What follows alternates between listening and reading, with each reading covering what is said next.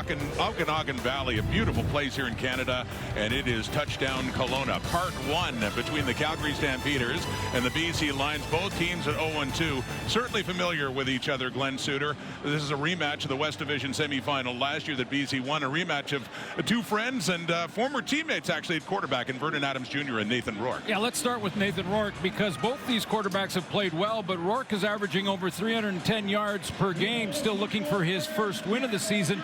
Likes to play against Calgary, though. Has not lost as a starter for the Lions. VA has not thrown an interception this year and has lost 2 games by a total of 5 points. Dave Dickinson, 10th year as the head coach of the Calgary Stampeders. First time that his season has started 0-2, and Buck Pierce in the same boat this season, second season as the Lions. They beat the Stampeders, as mentioned, in the West Semi a year ago at BC Place. This is a home game on the road for the Lions, looking at Silas Bolden back to get it, because BC won the toss and they want the ball to get it started.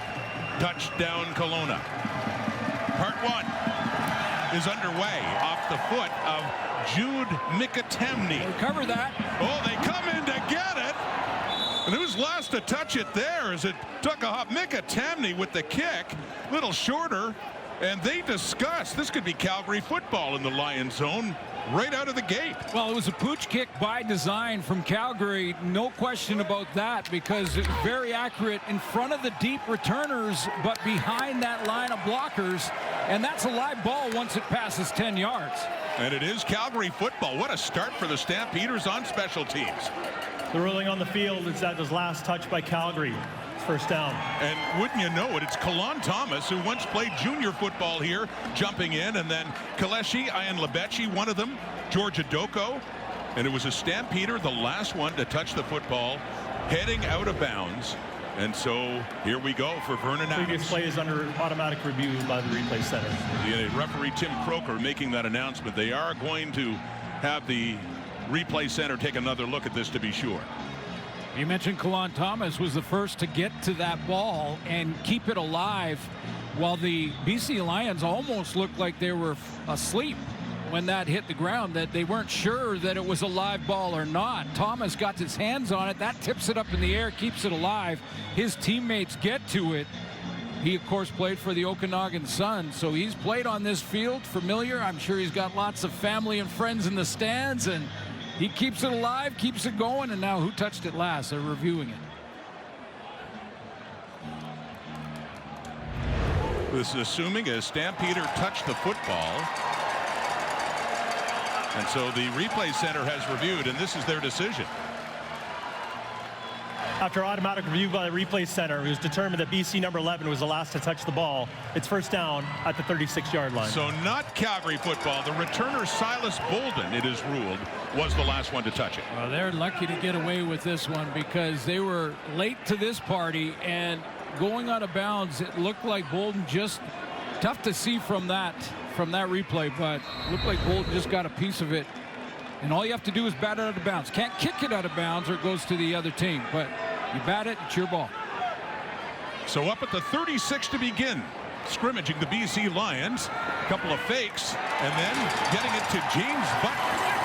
And that pickup around the 44 for BC. Second down ahead.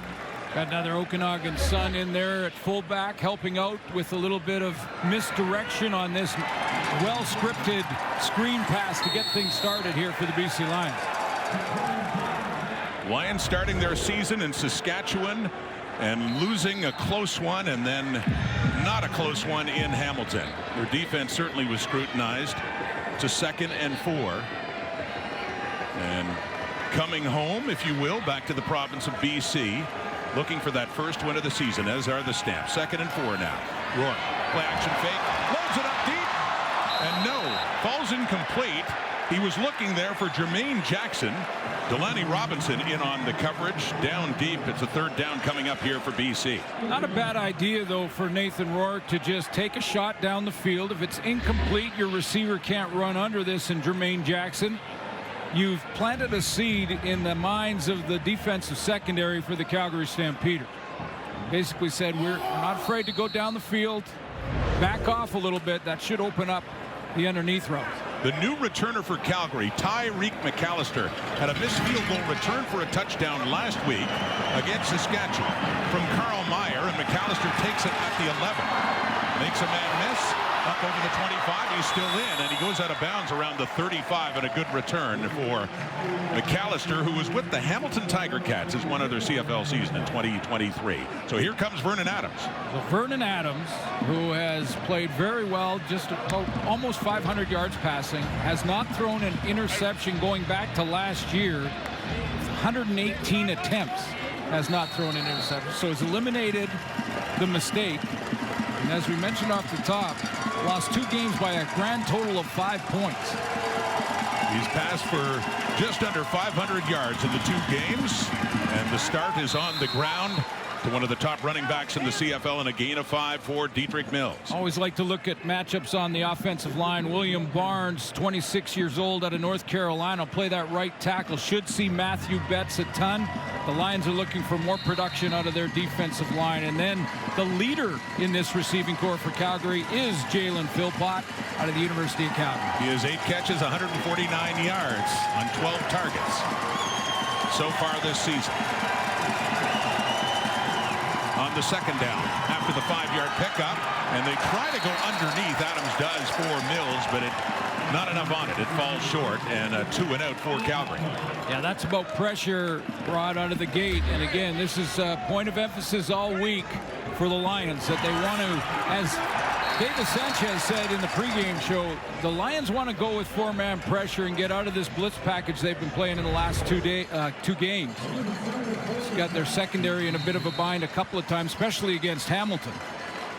They need pressure out of 4. They got it there and moved VA off his spot. Mark Bassett is the punter for Calgary to take the snap from Jason McGugan, who had not snapped it when there was movement along the line, and jumping there, Riley Pickett for the Lions, and the flags come out. And remember, this is a third and a little more than 5 yards. Yeah, this is short yardage enough that I think Calgary goes ahead and goes for it. I mean, it's offside. Probably BC. 6. Number 45. It's 5-yard penalty. It remains 3rd down. So instead of Mark Bassett, that's enough, as you say, Suits, for the short yardage QB Quincy Vaughn and company to head on now in a 3rd and about a foot and a half. Yeah, that's a freebie first down, really, because we're talking about inches after that early movement and contact made. So you can, if the ball's not snapped, you can get into that neutral zone and jump back out of it if you can do it in time. But if you make contact with the opposition, it's offside. Quincy Vaughn from Hamilton in his 2nd year out of North Dakota, and 2nd year he's handling the short yardage duties, does plunge ahead, and that penalty's a break for Calgary as they get to continue this drive. So the Lions so far after 2 games have just 1 sack, that by Matthew Betts, and they're last in the league in pressures. Got to be better there. Some changes now in the nickel position for the Lions. That's going to be Jackson Finley from safety down there. Deontay Williams will go to the boundary halfback because TJ Lee was a last-minute scratch, and Josh Haggerty will start at free safety for Finley. A beleaguered secondary too, and then losing TJ Lee. See how Vernon Adams tries to test it, but they go on the ground again to Dietrich Mills, and why not? Mills looks like he's got enough for the first down. He has 9 carries of 10+ this season heading into this game, and looked like he picked up 10 yards right there. Yeah, nice blocking up front. Just the next off-color jersey, just go ahead and slide to your left. Basic zone play off the left side, and leading rusher from a year ago gets another first. 10 yards on the button. That's up just into the Lions territory at their 53. So the opening possession that continued via penalty for the Calgary Stampeders, off to an 0-2 start after a close one. Winnipeg won in a walk-off at McMahon, and then last week we went to overtime against the Saskatchewan Roughriders, who won it. Quincy Vaughn is in too, and in motion as a receiver. Adams looking deep down the right, contact made before the ball arrives. That's intended for Jalen Philpott, and a flag does come out against BC. Playing with a rookie on the corner in Tyson Russell. Pass interference. BC number 26. And it's automatic first down. This has been the issue, especially against the Hamilton Tiger Cats for Mike Benavides' defense. When you look down here at that corner position, Tyson Russell basically gets just a straight man. He's in great position, but then panics and tackles the receiver. I mean, not surprising when you're a rookie. That's TJ Lee, was a last-minute scratch. That hurts. So a 1st and 10. Here's Adams. With pressure on, he steps up, has some time. A look into the end zone, but too far. Intended there for one of his top receivers, Eric Brooks. Incomplete, 2nd down.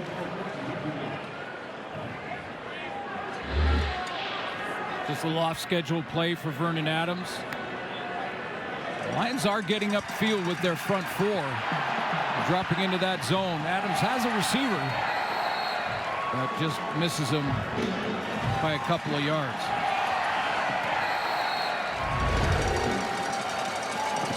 See how they adjusted the end zones here in Kelowna to get this natural grass field down. The 2nd and 10 at the 20. Little movement on the line for the Lions. The flag does come out, and it's off to Mills. Heavy steam, 1st down and more. Dietrich Mills heading to the end zone. Mentioned the flag is out. It looked like offside for BC. Didn't see a signal as he was heading to the pylon. They did give BC a touchdown. Number 99. That penalty is declined. Result of the play is touchdown. Touchdown Calgary. A 20-yarder. Just great composure from Vernon Adams here to, as the pocket breaks down, which it does fairly quickly here, he gets out of there, keeps his eyes up the field, and then quickly notices that his star tailback in Dietrich Mills is open on the edge, and he gives it to him. Dietrich Mills doing the work again, and yes, they give it to him in the point after, and a 7-0 lead. Micah Tamney, the kicker, filling in for Rene Paredes with the point after. So Dietrich Mills, a receiving touchdown that time, his first of the season, to go along with one he had on the ground. He's been busy. 8 plays, 75 yards. From Dietrich Mills, he gets outside, and C.J. Colton is going to be the first one to arrive, and I'll show you the mistake by the young corner. Stop it here. He has to get outside leverage here. If he's going to miss, he has to miss from the outside, because his friends and the pursuit from the BC Lions defense is coming from inside out. He doesn't get that outside leverage, and Dietrich Mills says thank you very much and takes it to the house. Micah Tamney, the kickoff, heading down to Bolden, just outside his 10. Good coverage there by the Stampeders as he barely makes it around the 25. For Nathan Rourke to come on, and yeah, another touchdown, 2nd of the season for Dietrich Mills. Just barely getting to the pylon there in that 20-yarder, and Calgary has a lead. They talked about the importance of that too, falling behind against the Riders last week and against Winnipeg back in week 1. C.J. Colton's got a few years experience in the Canadian Football League, but started his career with the Ottawa Red Blacks. Yep, that outside leverage on that tackle. So in a 7-point hole, 3 receivers off to the left, a flag coming out, and on that handoff to James Butler. Will this be going against BC? Just a few sort of lapse in concentration from the BC Lions early in this game. The kickoff that they allowed to bounce. You know, once it goes 10 yards, it's a live ball. You got to get on that ball. The offside to keep the drive alive for the Calgary Stampeders. Yeah. Offside, BC number 84. Penalties declined. 2nd down. And then that offside penalty. Yeah, now they're in, 2nd down production. They penalty declined, but this is just a lack of concentration from the Lions to start this game. And the biggest penalty of all, of course, was the long pass interference 33-yarder that set up Calgary. They eventually scored the touchdown, hence the 7-point lead here in Kelowna. Nathan Rourke, 2nd down, under pressure, gets it away, and that is Xander Horvath with his first touch of this game. Markel Lee and getting some help here too, but a third down and long coming up here for BC. I'm going to have to kick it away. And I talked in the pregame show about the new additions and what looks like it's going to be a very strong defensive line for Calgary. Jalen Hutchinson game 2 at that defensive tackle. Flo Arimolade coming off the edge, his first game of the 26th season, and of course Clarence Hicks. And it was Kyle Wilson in starting that tackle, helped out by Lee. So the punt, Calgary gets the ball back, a 54-yard punt.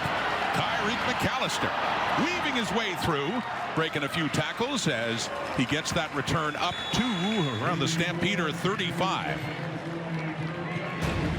Beautiful Kelowna, BC, and part 1 of Touchdown Kelowna. 2-touchdown lead in the second half.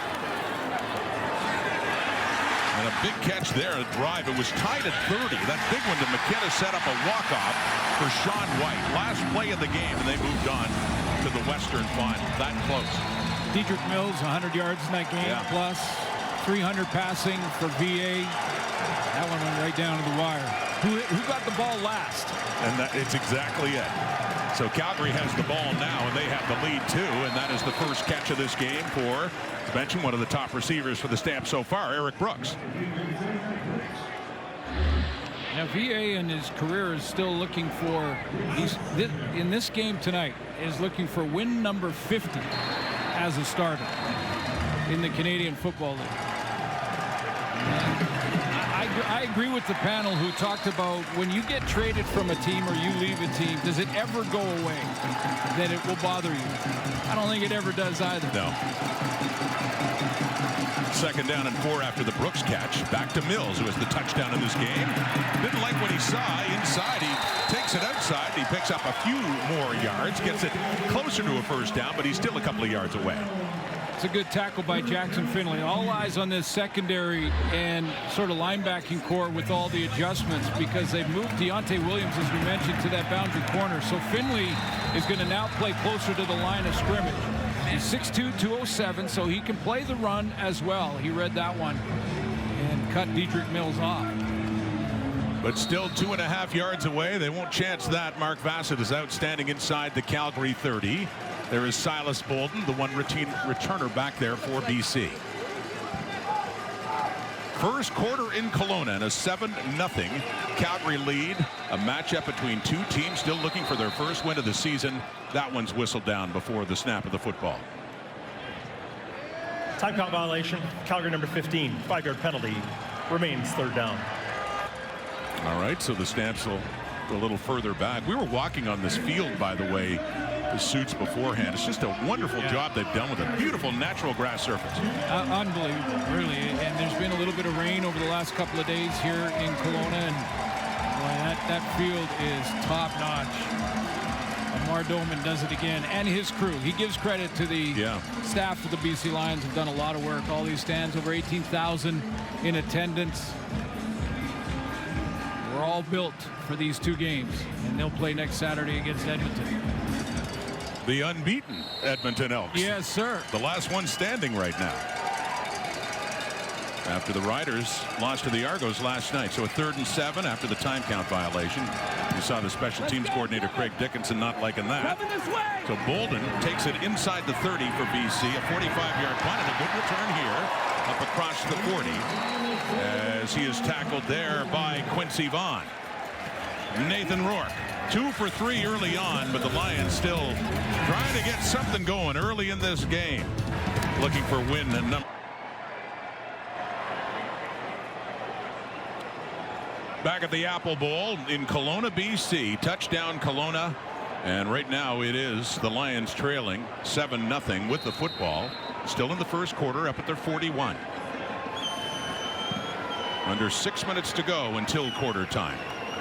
And still waiting for the Lions offense to get in gear with some heat coming. And that one off to Jermaine Jackson. He breaks a tackle. He keeps on going.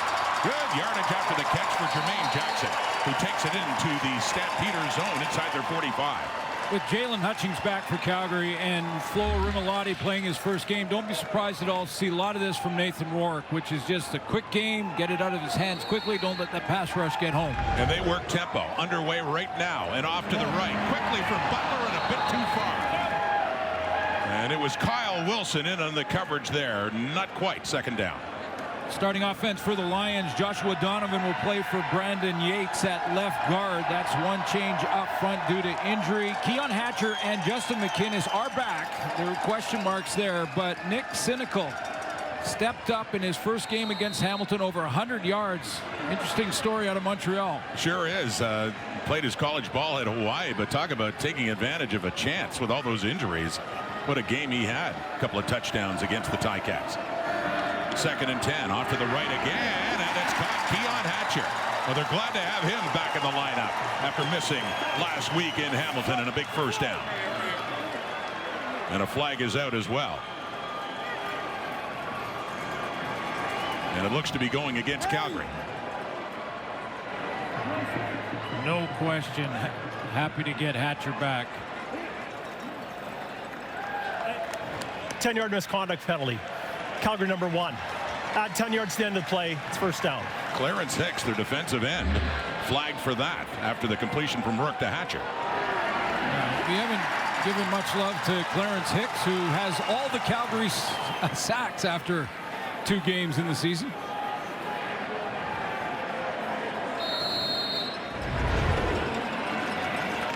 Flag for something there.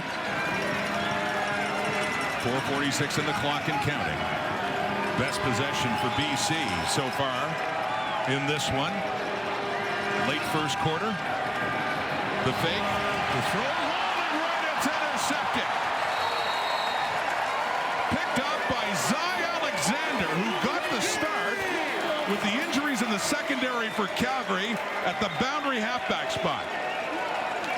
Rourke, a little play fake. He rolled out to the right, and Alexander stepped right up. And the turnover. The Stampeders. Beyond just the stadium, Jacob Bond and Kalon Thomas, one from each team. They were members of the 2022 national championship team, and they call this stadium home for Bond, who was able to use the same locker room. The Lions are using the Okanagan Sun locker room. His name is up there. It is signed. Kalon Thomas is also up there. They both were on that defense in 2022, formed a great relationship, and really felt they learned the game here. And for Bond, 30 members of his family are here for this game.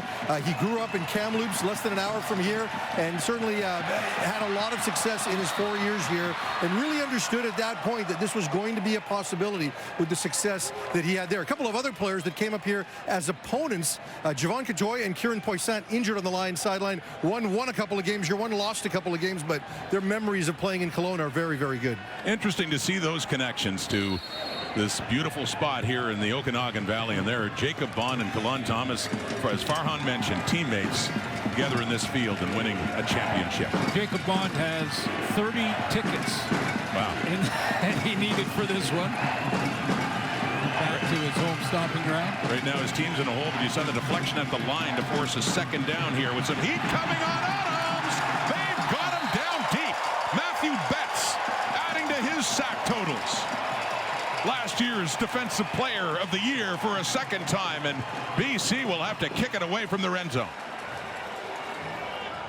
They're going to let, at times, Mike Benavides, the defensive coordinator, will let Matthew Betts move around. This time he's going to move around and then hit the backside A gap. That's between the center and the guard, and he does it because he wants to get, in fact, he goes all the way around to B, and he wants to let him have a little more freedom to get to that quarterback, and he gets home his second on the season. And Mark Bassett pushed well inside the Calgary zone, end zone. And in fact, Silas Bolton is standing at midfield to get this one from Bassett. It's a beautiful punt. He is the backpedal to about his 47, 59-yard punt. And he finds some space, and he gets it into the Stamp zone, though, just across the Calgary 50. So big switch on field position there with a good stand by the BC Lions defense. Well, it is such a beautiful spot, and the Okanagan Sun, just a great organization. We talked to Jay Christensen before. This is the 2022 Canadian Bowl, and some great CFL players, including John Helton, grew up in this area. It calls it home after like a Hall of Fame career with the Calgary Stampeders. Yeah. Jay Christensen, who played for Edmonton, Calgary, and the BC Lions. There's James Butler. Let's see if the Lions, they got things moving. Suits, as they got down until the interception, they had been moving. Butler again, and they have a great place to start.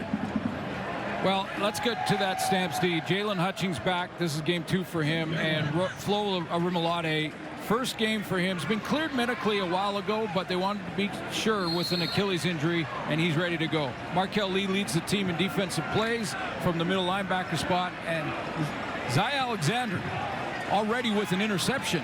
The rookie playing the boundary halfback. 2nd and 3, back to Butler. No, they stand him up at the 40 and no further. So we see the D-line with a little bit of support as well. There's Folarin Arimolade, who last played in early September, tore his Achilles against the Edmonton Elks just after Labor Day, and his first game back. Jalen Hutchings, who had such a great rookie year in the middle of that Stamps D-line in 2025. Just an offensive play record. I mean, he's got that combination of power, size, and quick feet. He can collapse the pocket from the middle and let those two ends have at it. Standing under center is Xander Horvath. Short yardage. He has to get that couple of yards. He got that and then some. Good work by Horvath against Calgary's D to pick up the couple of yards necessary to move the sticks. So that's the challenge for Buck Pearson, calling these plays with that defensive line. We've seen a little quick game from Nathan Rourke that's been successful. Want to keep the run in there, so guys like Flo Arimolade and Clarence Hicks will take a peek to James Butler or Horvath first before getting into their pass rush mode and try to control that man, number 95. Down to the 38 of Calgary. Lions moving into the stamp zone. Something going here, and a play action pass coming from Rourke. No, met right away as McInnes. Anthony Johnson timing that up and making contact just as McInnes was going up for the ball. Good timing, but this ball was high, and that's saying something when it's Justin McInnes. Justin McInnes stands 6'4" and has one of the best catch radiuses in the league. I mean, he's got those long arms. That one a bit of high and inside. You know that Nathan Rourke would like that back. 2nd and 10 from the 38 should be the last play of the first quarter.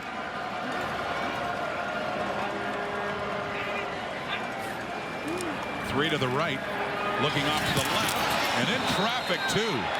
Lebeshi is there, Johnson too, and McInnes wanted a flag, and there is one out on the field. Guy Lebechi's going to get called on the pass interference. Little early contact on Justin McInnes, who, by the way, was a real question mark to even play tonight.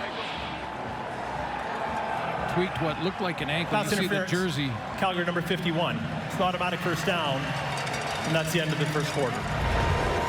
So Kalechi and Lebechi is called for that one. We're through one quarter here in beautiful Kelowna, BC. And it is the Lions trailing, but with a chance to get on the board coming up here to start quarter number 2. As you look at these numbers, and even one you don't see, the penalty numbers really hurt BC in that first quarter, as did that turnover that took points off the board. Yeah, how many times have we heard coaches say that it's the little things, it's the details that matter? And I think right now in that first quarter, the BC Lions have missed that. That's not taking anything away from Calgary and that great drive, but it was aided by an offside on 3rd and 6. You know, you've got that opening kickoff that was a little sloppy for the Lions. They survived it, but it was sloppy. And then an interception in the red zone for Nathan Rourke. Just small details that the Lions have to clean up. And looking to settle down now. There's a nice sight, isn't it? Did I mention that it's wine country? Oh yeah, well that was the first thing you mentioned and the second. But known for its wine, of course, its orchards. And a great vacation area and a lot of fans coming in to enjoy watching this one. And Nathan Rourke starts the second quarter with a catch for McInnes, and he spins around and just inside the 15. But there's a first down for BC, getting very close to getting their first points on the board. Yeah, they just have to clean up a little bit of those details and get back to the rhythm of running the offense. Again, moving the pocket. Moving the launch point for Nathan Rourke is respect for that defensive line in Calgary. 13-yard pickup for BC. And inside the 15, but the 14-yard line now and a 1st and 10. First meeting of the season between the Lions and the Stampeders, who met in the playoffs last year, familiar playoff opponents in recent times. 4-man rush. Rourke, he checks it down to Xander Horvath. And a steam touchdown BC.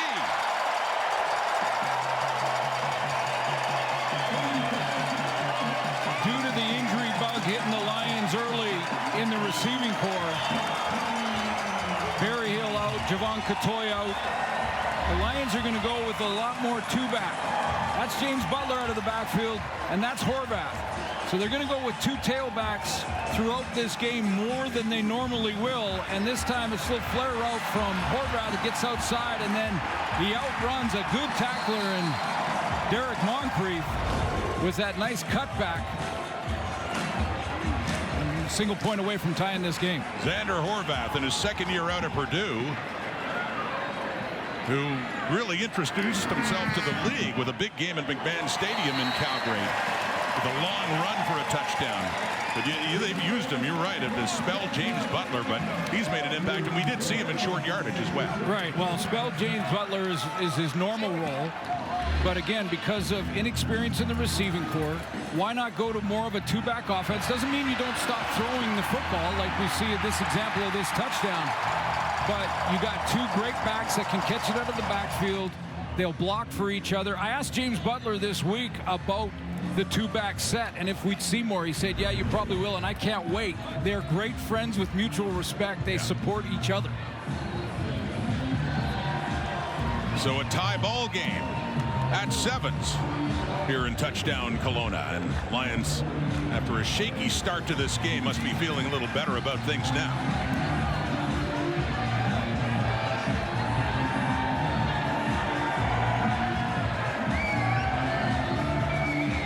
Buck Pierce, second year back in BC, and Vernon Adams Jr. firing them up, waiting to get back on the field. Most important play in football is the next play. Always. That's what he's thinking. Don't worry about that. We'll get it back. Well, less of a strange feeling, I'm sure, for Adams, the former Lion, going against his old team. This is his second year in Calgary. Threw for over 4,000 yards with the Stamps last year. Best season in 23, starting with BC. Calgary football. Tyreek McAllister finds an opening. Good return, McAllister. Up across midfield. An explosive player. We saw that with the Ticats back in 2023. Went away to the NFL. This is first year back at a 39-yard return. Well, Calgary lost that double overtime game to Saskatchewan, and he had that 120-yard missed field goal return that really brought Calgary back into it and made it a game. I mean, it went to double overtime. It was his big return, and every time he's touched the ball here tonight, it feels like he's going to break it. I remember having that feeling when he was with the Ticats. I was surprised to see he only had one return touchdown with Hamilton 3 years ago, and that also was on a missed field goal, but he could be a game breaker. Calgary football, tie ball game. Diedrich Mills, who scored the Stamps touchdown, and gets some help as he keeps pushing his way inside the Lions 50. Christopher Fortin just continued to road grade along that offensive line, get his running back a couple extra yards. Playing center, took over for Bryce Bell, who is on the roster and dressed. This offensive line, good veteran group that's played together now for a couple of years in front of Vernon Adams. Last year was a real resurgence for the Stamps, who had missed the playoffs before and had a really good start. Finished up in third in the West, losing to the Lions last November. Adams, and he throws that one down low. Closest to it was Dejan Brissett, but he was facing some heat, and we get a third down coming up here for Calgary. Yep, facing the heat right after we talk about an offensive line that's played together a little bit. The concern for BC has been their D-line. And that battle in the trenches we've been watching closely, and if there's been one glaring improvement from the first 2 games for the Lions to this one, is consistent pressure in the first quarter and the early part of this second quarter on Vernon Adams from 4-man pressure from the Lions. Third straight 2-and-out for this Calgary offense, but they are trying a field goal right now, a 56-yard try for Jude Mikitemni. Got some leg. That's good. 56-yarder to give the Stamps the lead again. Mikitemni played in the NFL with the New York Giants, and he's up filling in for Rene Paredes, the veteran who couldn't start the season. And how about that? 10-7. Mikitemni. Yeah, it's good. Body language. Killing again, but he's got a very good history, Suits, against the BC Lions. Yeah, does he ever, including the playoffs. Calgary Stampeders, excuse me. Yeah, the Calgary Stampeders. And, you know, when you look at that, if you want to bump a slump, do it against the team that you haven't lost to as a starter. Let's see if the Calgary defense can change that stat. 10-0 against those Alberta teams. And by the way, part 2 at Touchdown Kelowna will be against the 3-0 Edmonton Elks next Saturday. Rourke throwing, first down, coming back, getting it at midfield. That's Keon Hatcher with another catch and another 15-yard gain. This is why Keon Hatcher, the leading receiver from a year ago, is so important. It's the little details that now the Lions are starting to get a hold of. He's going to run this, but watch at the top of the route where he comes back and then reaches back. He's not sure where that DB is behind him, so he makes sure he comes back to the football, reaches out, catches it with his hands for a big gain. Couple of catches for 30 yards now for last year's receiving leader in the Canadian Football League, Keon Hatcher. Right at midfield. First down, back to Butler, finds some room. Miles Brown gets a wrap on him, but hauls him down after a 5-yard pickup. Speaking of playing against teams you've had success with, or against, when you're looking at the Calgary Stampeders. Not bad numbers. Pretty good numbers for Keon Hatcher against this. You know, and talking to Dave Dickinson this week, he said he wants to see his secondary play better as well on defense, and that's why they moved Damon Webb back to safety, his familiar spot, and Zy Alexander's playing that boundary halfback. 2nd and 5 now. Flag is out. Pass is caught. That is Hergy Mayala with his first with the BC Lions. He'd been on the practice roster, but with all the injuries, got activated for this game. Originally drafted by the Calgary Stampeders back in 2019. Might be early movement from Markel Lee, who offside. Calgary number 8. Penalties declined as the gain is greater. It's first down. Yeah, he tried to bait Nathan Rourke into thinking that he was going to come on the blitz,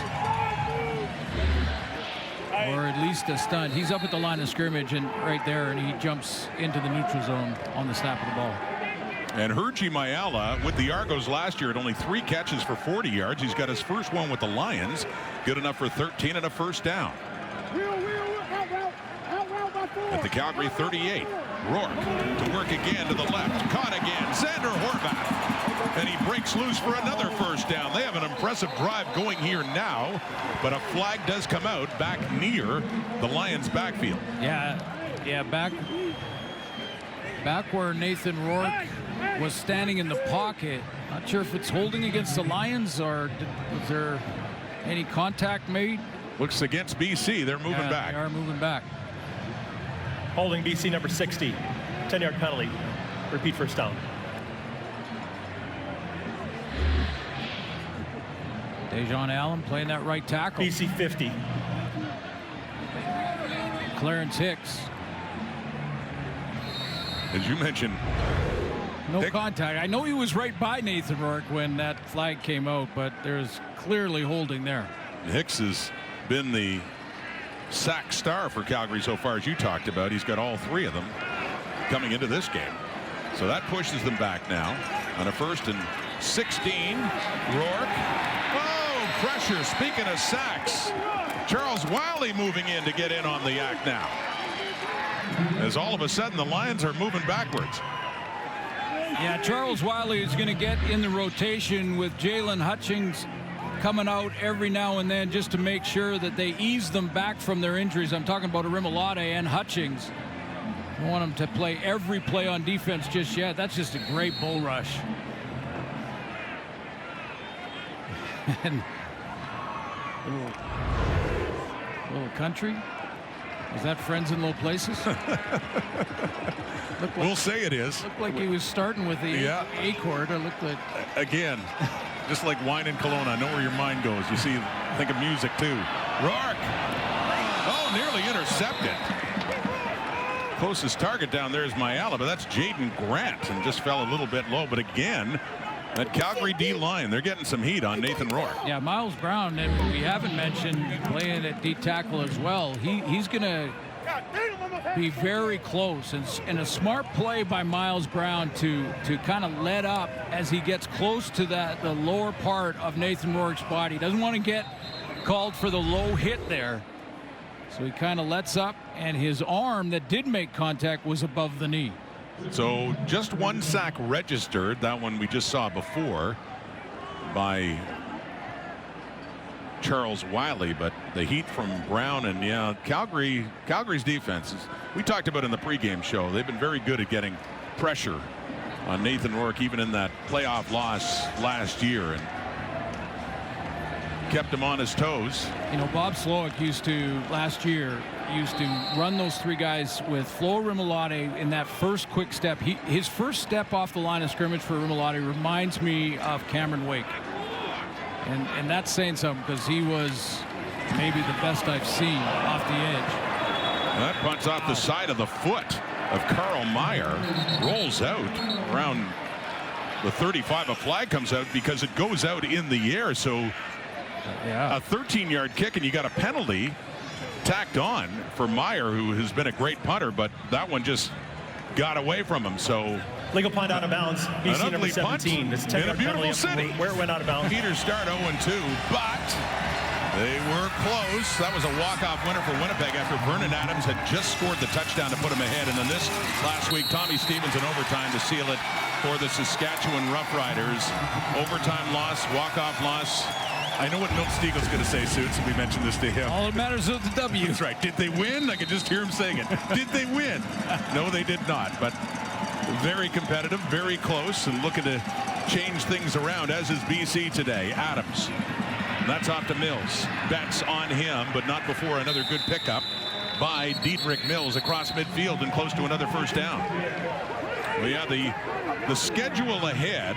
So they've got this one in Kelowna, and then they've got the Argonauts and the Owls a couple of times too. Stampede Bowl is just coming up against the Toronto team that just beat the Saskatchewan Roughriders. Well, that's why this team, there's so much urgency for both these teams to get that W, and that's 2 0-2 teams. The Lions are looking at Edmonton next, that have started 3-0, as you've mentioned. They don't want to look at 0-4 to start the season, either of these teams. Spotted back at the 53, so a 2nd and 3. Adams throwing, looking deep for McAllister. They put him out there on offense, and just a bit too far. 3rd down ahead. Yeah, they'll move him out, you know, in the offense in different spots, and here he's in that short side of the field in the slot. And usually when they put him out there, you're thinking from a defensive point of view, you're thinking bubble screen, stuff like that, plays like that, where they get him the ball quickly and let him use his elusiveness down the field. That was just a straight go route, and Vernon missed him, faded him away to the outside a little bit too far. Mark Vassett in to punt, just a little too far now. They got a 57-yard field goal last time, a little further back. So Vassett to punt it, and Silas Bolden to field it, although it takes a hop and a roll, and no chance for Bolden as it rolls out of bounds just inside the 15. 39-yard punt for Mark Vassett. Adams trying a deep shot for McAllister, not quite. still a 10-7 Calgary lead. It's been attributed partly to the injuries they've had in the receiving corps. Last week, they began without 5 of their top 6 receivers.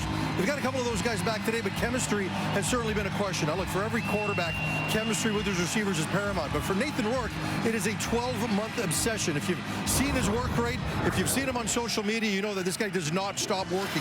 It is constant. He doesn't like taking days off, and he doesn't just throw to spot targets. He throws with Keon Hatcher and Justin McInnes and the like throughout the offseason. And there were some plays last week, you could see it. He's putting the ball in high spots to McInnes where he knows only he can receive it. So he does understand that chemistry has been a problem so far in the early stages of the season. And, you know, I asked him about one of the young guys, Nick Senecal. How was he able to get the number of targets that he got in the last game? 12 targets, 9 catches, 120 yards. He said it's because he was in the right spots. And he is having trust issues at times, particularly in the red zone, making sure guys are where they need to be, and it has led to some hesitation. Absolutely, Farhan. We certainly saw that in Hamilton. All the injuries, he throws there. He just leads James Butler, who dives and brings it down for a 4-yard pickup. 2nd down ahead. It's a heck of a catch. Sure is. For Butler.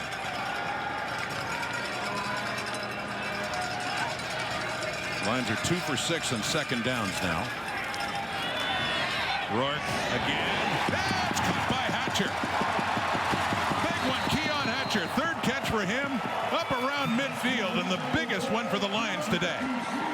Nathan Rourke had to pay full retail for this throw. He's going to get hit as he delivers, and this is the chemistry that Farhan was talking about.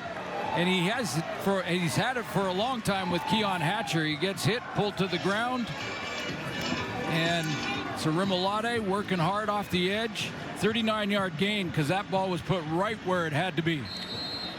And gets it into the Stampeders side of the field at the Calgary 53 now, and that 39-yarder. The Keon Hatcher. Rourke is 10 of 15 for 144 and a touchdown and a pick.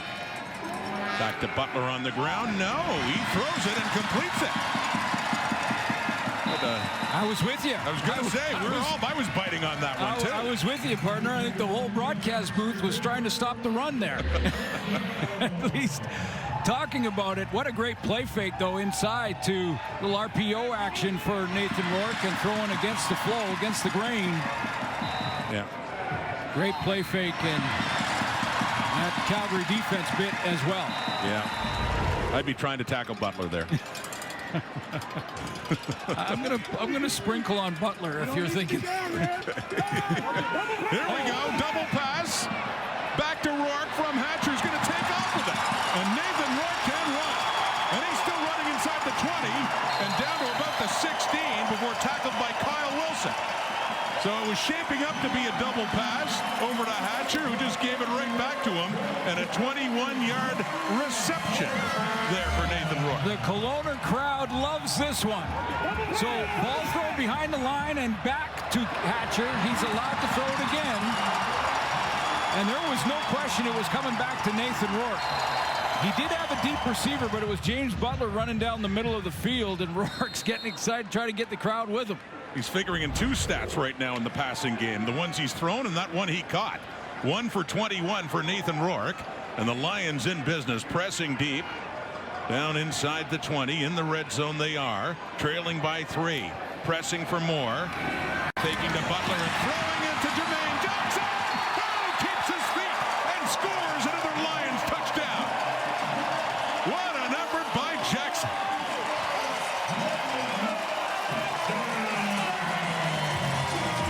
Another RPO, one pass option with blocking coming down this way. Watch the play fake to James Butler. That freezes the linebacking core, starting with McKellee. And that opens up Jermaine Jackson in behind him. That's a couple RPOs on this drive. Not to mention the double reverse throw back to Nathan Rourke. Oh, Buck Pierce going way deep in that playbook. He sure is. And you can tell with the expression of Rourke, that's more like it. This is what they've been waiting to see as the offense starts to open things up here now. And for the first time in this game here in touchdown Kelowna with Sean White in the point after the home side in BC. The Lions have the 14-10 lead with 3:43 on the clock before halftime. Football, even though this is at the professional level, it's still got to be fun. You still got to have a ton of fun. And in this drive, Buck Pierce, I think, was trying to send that signal to his team, to his offense, that, hey, we're going to call some plays that we worked on all week and maybe all year since training camp, like this one. Double pass. And how about Keon Hatcher with the Oscar as he turns to look like he might throw it down the field and then goes back to Rourke. He gets down inside the 20. RPO action to Jermaine Jackson. And he's in the end zone, and all of a sudden the Lions are having fun. I just wonder how many more yards Jackson could have got. Just barely balancing, holding the ball in one hand, and just got to get to the end zone. Well, that's a low center of gravity. It sure is. Great effort by Jackson, just trying to squeak out another couple of yards to get pay dirt. He does. And again, Jackson getting a shot in that offense, too, with all those injuries we talked about in the receiving corps of the BC Lions. Let's go. His second year out of Idaho. He had 3 catches last week. Big one for a touchdown there. Lions lead. Meyer kicks off. This is coming down to McAllister, just inside his 20. Tyreek McAllister, and is tackled there, just across the 35. Little rough stuff, and a flag coming out afterwards as Parker McKenna got pushed down by a Stampeder. Is that a little retaliation from the Stamps? Or is it the initial hit?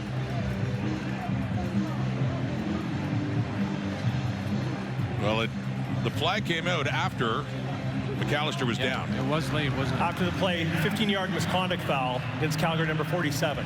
This is unrestricted. First down, Calgary. Announced by Tim Croker. That's George Adoko getting tied up there with Parker McKenna. I didn't realize Oh, that's the push. McKenna, a little bit of acting himself Yeah. there on the way to the ground and flailing his arms a little bit. It is FIFA, and there's soccer going on in the lower range.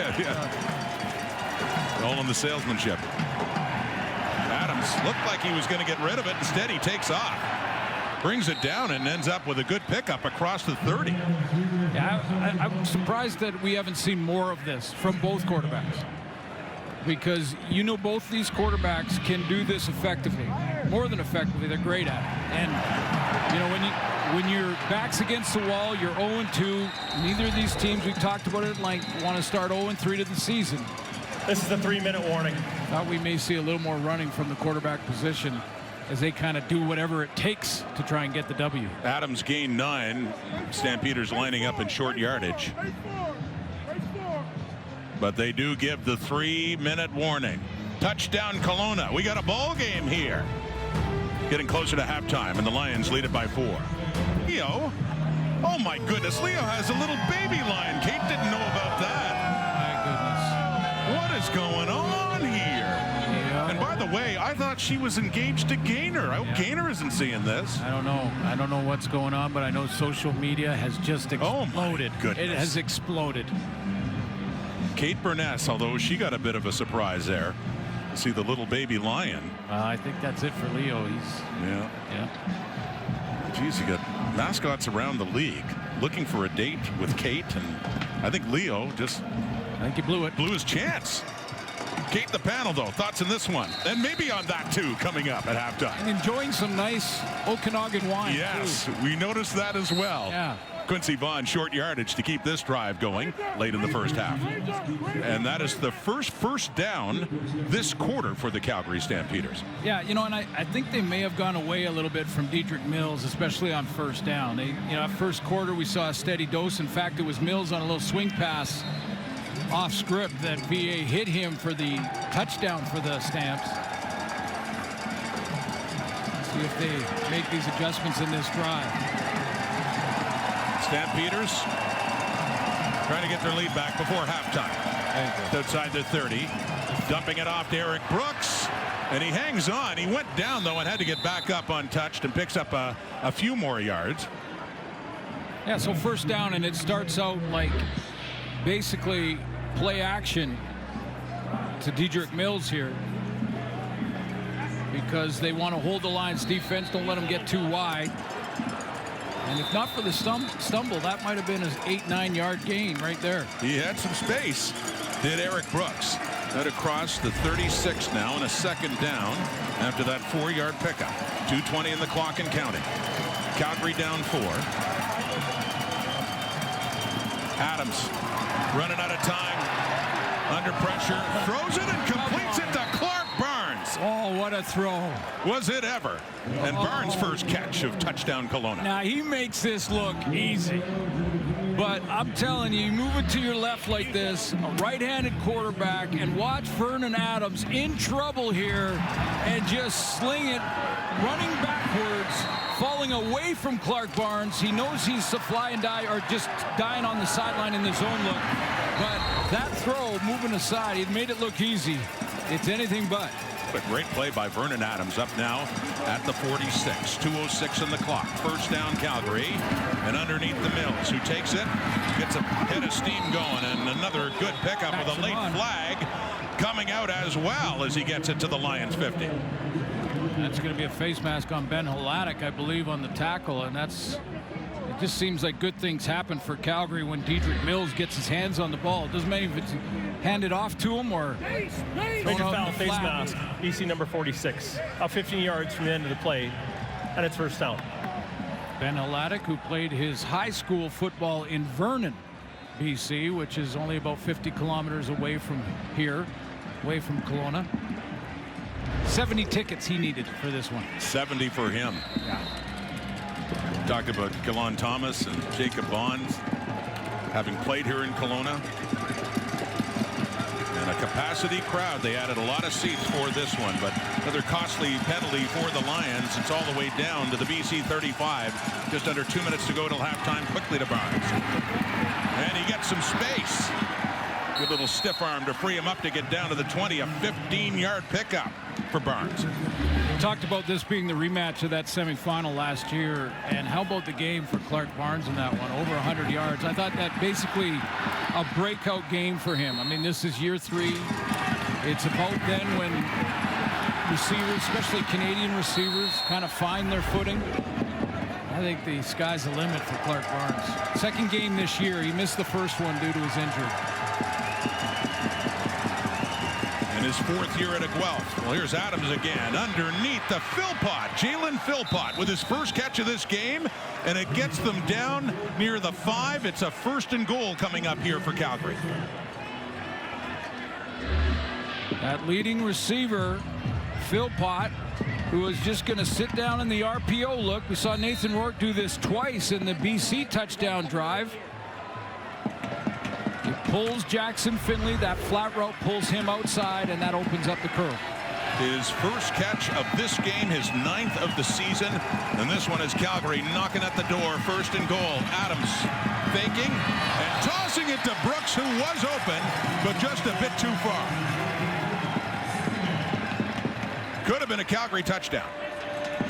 We've all done this where you have a wide open guy and you aim the ball rather than just let it go. And I think that's what VA looked like. Because he immediately looked like, I aimed it. He's wide open. I mean, he walks in. Knew it right away. 2nd and goal. 1:14. Can Calgary retake their lead for halftime? Adams to the end zone. Touchdown! Jalen Philpott with his first touchdown of the season on his 2nd catch of this drive. And Calgary answers right back. Lots of Calgary fans here, by the way. It's a pretty quick flight from Calgary to get over to Kelowna. And a really important drive inside of the 3-minute warning to retake the lead. Here's the end of it on the post. Then changes in the secondary with Josh Haggerty playing safety. A little late to get there on that post route. I think this drive was saved, though, when that throw by Vernon Adams way back at the beginning of it. Rolling out, as you say, right-handed quarterback, and rolling out to his left, a tough throw to help keep things going here. An impressive drive, capped off of that one from Adams to Philpott. 7 plays, 89 yards, and 2.5 minutes, and a terrific response. Both of these offenses have something going here in this second quarter now. Well, and there's a minute 2 left. Yeah. In the first half. Let's take a look and go back to show you that this drive from the beginning. Little stumble there from Brooks. Got it started. He got about 3 there. But the key throw was on second down. When Vernon Adams is flushed out of the pocket, throws going the wrong way, keeps the drive alive, and that's how it ends. And a couple of passes to Philpott. One down at the 5 to set up goal to go, and then he gets the touchdown, grab his first touchdown of this season. Good season for the Philpott, certainly for twin brother Tyson as well with the Alouettes. 1:02 in the clock. Silas Bolden going back, and maybe the scoring is not done yet before halftime. See what Nathan Rourke has in store. Hey, back up. Correct me if I'm wrong, Tyson Philpott was leading the league coming into this week. I believe you're correct. Great start. Jalen catching up. Bolden on the return. Ball's out. And could the Stampeders have a shot to add to the scoring now? Indeed, on the fumble by Bolden, a flag comes out. A player still down for the Stamps. They had good coverage. It was Ben LaBrosse coming in to force that fumble on Silas Bolden. Come on.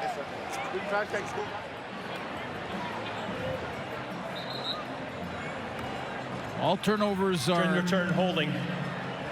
Calgary number 31. Penalties declined.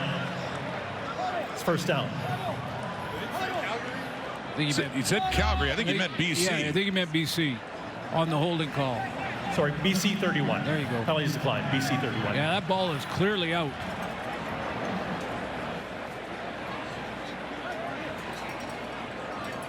Silas Bolden, and hit hard there by Jackson Sombach, who forced the ball out, and Ben LaBrosse. A couple of good Calgary special teamers. Good for Jackson Sombach. I mean, he started the year at free safety, and with the secondary last week, talking to Dickinson, saying he wanted to make some adjustments there and move Damon Webb back to safety. That meant Sombach went to the special teams and became the backup defensive back.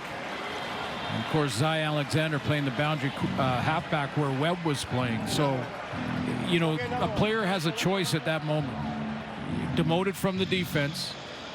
Do I pout about it, or do I do the best I can on the teams? And that was a fumble created by Jackson Sombach. Forcing a big turnover, by the way. Another backup defensive back, Ashton Miller Melanson, was the injured player. The rookie out of Queens taken off. So here we go. Stampeders may not be done. They're up by 3. They get the turnover. Starting inside the 35 of BC. Adams open.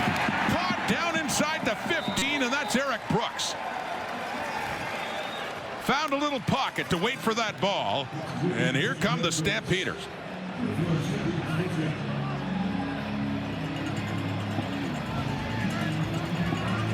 "21-yard gain, 44 seconds to go until halftime." On the line of scrimmage, Eric Brooks. It's that deep out route.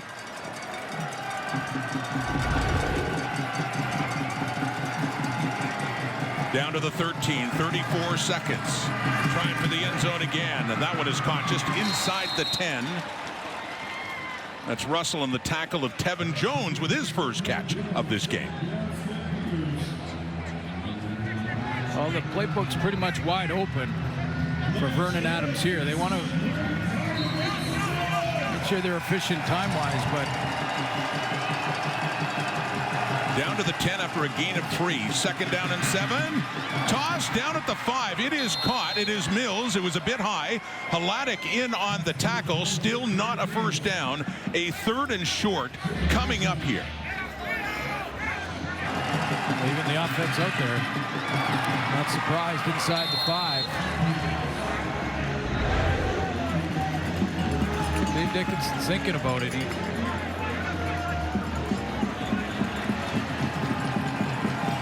Here we go. 3rd down and 1. Quincy Vaughn. And gets the first down. Excuse me, that's Vernon Adams who stayed in, not the short yardage quarterback. Adams on the carry. And looks like he has enough for the first. Yeah, it didn't look like even the defensive line or linebacking core, certainly for the Lions, was alert to the fact that they were about to snap the ball. I think they might have been waiting for that substitution. So we got a 1st and goal, 14 seconds until halftime. Calgary just went ahead by 3. Chance for more now to Mills, to the goal line, not in. Down to the 1. 8 seconds until halftime. Timeout, Calgary. Calgary will call the timeout. Put the short yardage group in there. Ben Hladek on the tackle. The one play that you go back to is that catch by Dedrick Mills right around the 10-yard line when Vernon Adams was in trouble. He reached up. If he doesn't catch that, it's intercepted. It's going the other way. He had to tip it to himself. That kept the drive alive, and now they're on the doorstep. BC defense needing a stand. A 3-point game. Calgary's looking to open it up now. Take advantage of that turnover on the kick return. Stamps led 7-0. BC came back. Calgary led again. Now it's Quincy Vaughn in. 2nd and goal. Vaughn diving. Awaiting the signal of a touchdown. Calgary touchdown. Increasing the lead on Quincy Vaughn's 4th rushing TD of the season. Well, Calgary Stampeders, who drive the field inside of 3 minutes to take the lead and then add to it by taking advantage of a Lion turnover. And I don't think there's any question he crossed. Look at the official jumping right in there, getting in there. Let's go. Let's get out of the way. I got to, yep. Big body of Quincy Vaughn, yeah, lunging it across and just needed to break the front plane, get the ball to break the front plane of that goal line. And there's a fired up quarterback for the Calgary Stampeders, Vernon Adams Jr. 6 plays, 34 yards after the fumble on the kickoff by BC. Point after, Mika Tamnik. And we got a 24-14 Calgary lead all of a sudden with just 3 ticks left until they head off to the dressing room. Yeah, no, I correct me if I'm wrong, but the Lions won the toss. They did. And took the ball. So Calgary should get the ball to start the third quarter, second half. Can add to it with a nice drive to start it. And that was on a possession that obviously they weren't expecting until that good hit by Sombach to force the fumble picked up by LaBrosse. So Kate and Enoch and Milt and Chezzy love to see the panel traveling, and they love being here in beautiful Kelowna, BC. And then I have a lot to talk about this half, and maybe a little bit to talk about Leo the mascot too. Yeah, I didn't got to get that story. Yeah, I wonder if he'll be on the panel at all or no. He's done. He's done. He's out. Mascots don't say anything. Long gone. Kate would not have him on now anyway. No.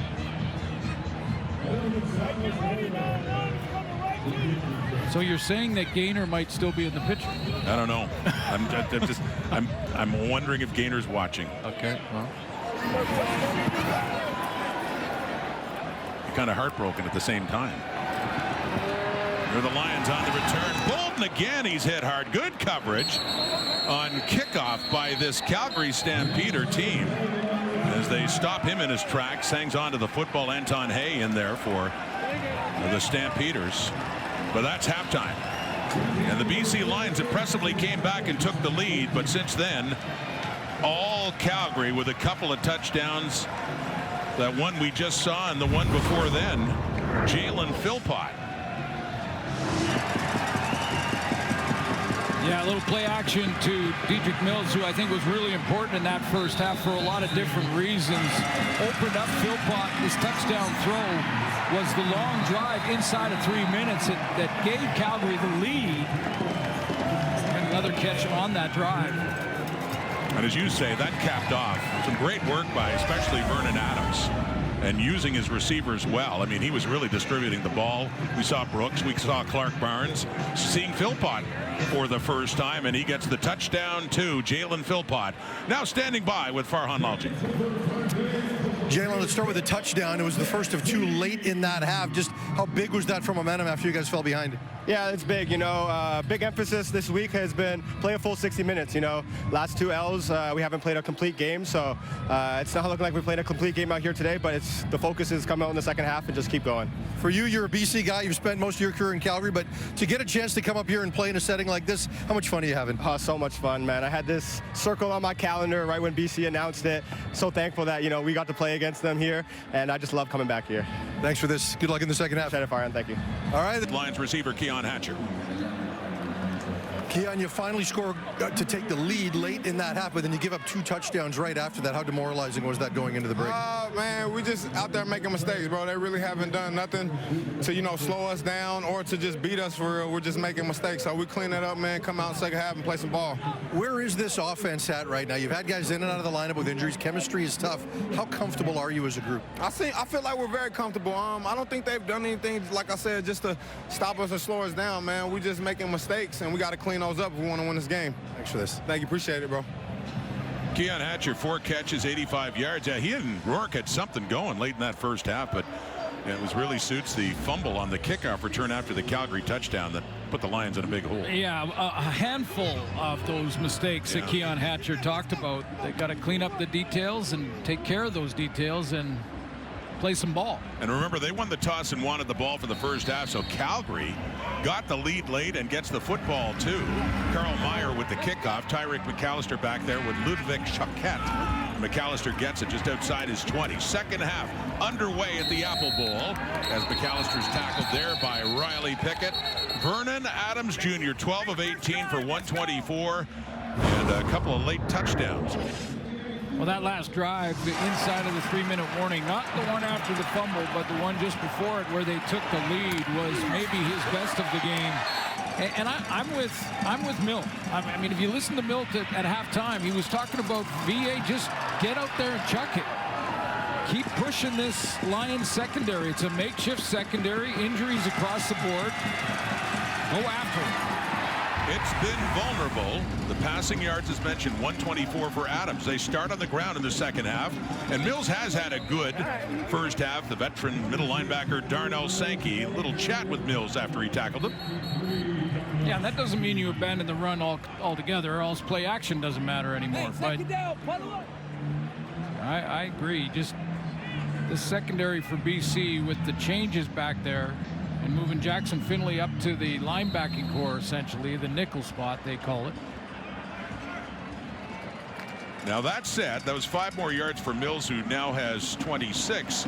He does have 46 yards receiving. They used him in the passing game and just done short passes, and he scored the touchdown to start things off. And he's carrying the football again on a 2nd down and 5. And he's trying to push his way along, still well shy of a first down, however.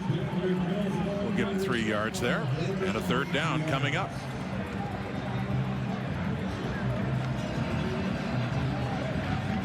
Some of those run plays, too, keep in mind, when they're in the RPO type of action, it's the decision of the quarterback. And based on the way Vernon Adams was walking off the field there, I would suggest he probably looked at that again and went, you know what, I should have pulled that one. Should have listened to Milt. Yeah. Their 4th 2 and out of this game. Mark Bassett is back inside his 35 to punt it away. And the Aussie sends this one where Bolden will have to take it off the hop around his 5. Looked like Bolden thought that might be going out of bounds. He gets the bump from his teammate Parker McKenna before he gets tackled, and the Lions will start fairly deep in their zone with Nathan Rourke. 12 for 17, 176, but some mistakes that you talked about, Suits. Well, there was an offside to keep that drive alive, and then that pass interference call. Those were 2 little ones. Then in the red zone, Nathan Rourke throws an interception. There's an offside. Kept Calgary on the field. A shanked punt that goes out of bounds, giving them really good field position, the Stampeders. And then inside of 3 minutes after the Stamps had just driven the field to take the lead, they get the ball again because of the fumble. 2 turnovers. One of them took points off the board. The other one led to a Calgary touchdown. Here's Rourke to start the second half. Checking it down underneath to Butler. And he gets 2, maybe 3 yards on that play. Now with these 2 quarterbacks, 10 points is nothing. Buck Pierce knows that. It really isn't. It goes back and forth. Think back to that semifinal. Yeah, they had a 13-point lead late third quarter. Calgary came back. I think 2 to start. Saskatchewan had the lead in week 1 or week 2, and that was the opener for both of those teams. BC came back before the Riders broke their hearts again, but not as close in Hamilton last week. 4-man rush, Rourke with time, goes deep, and it is caught again. Keon Hatcher with another big one. He had a 39-yard reception in the first half, and that's another long one to put them into the Calgary zone down to the Stampeder 51. Veteran receivers like Keon Hatcher, they don't have a tell when the ball is going to arrive. They just keep running, they run their post, and then the ball surprises the DB. He is over 100 yards receiving. A little more there for Jermaine Jackson, who scored a touchdown in the first half, and another first down. 2 passing plays, and very quickly the Lions offense moving deeper in the Stamp zone.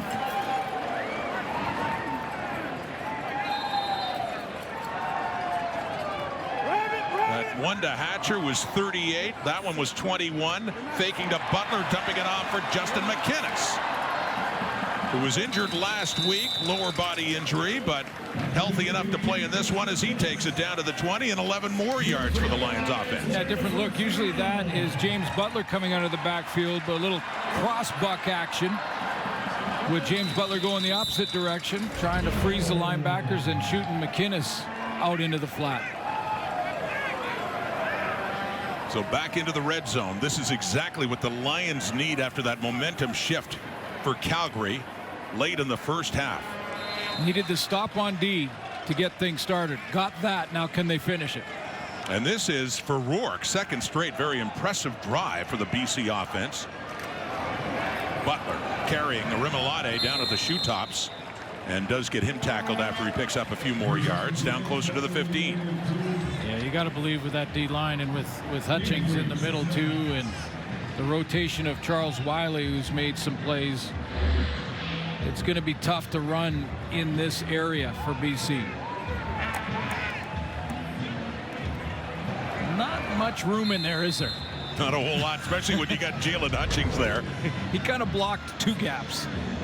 One of the stars in the CFL, defensive tackle, a rookie last year, and injured and missed their first game, but came back last week. That overtime loss against Saskatchewan.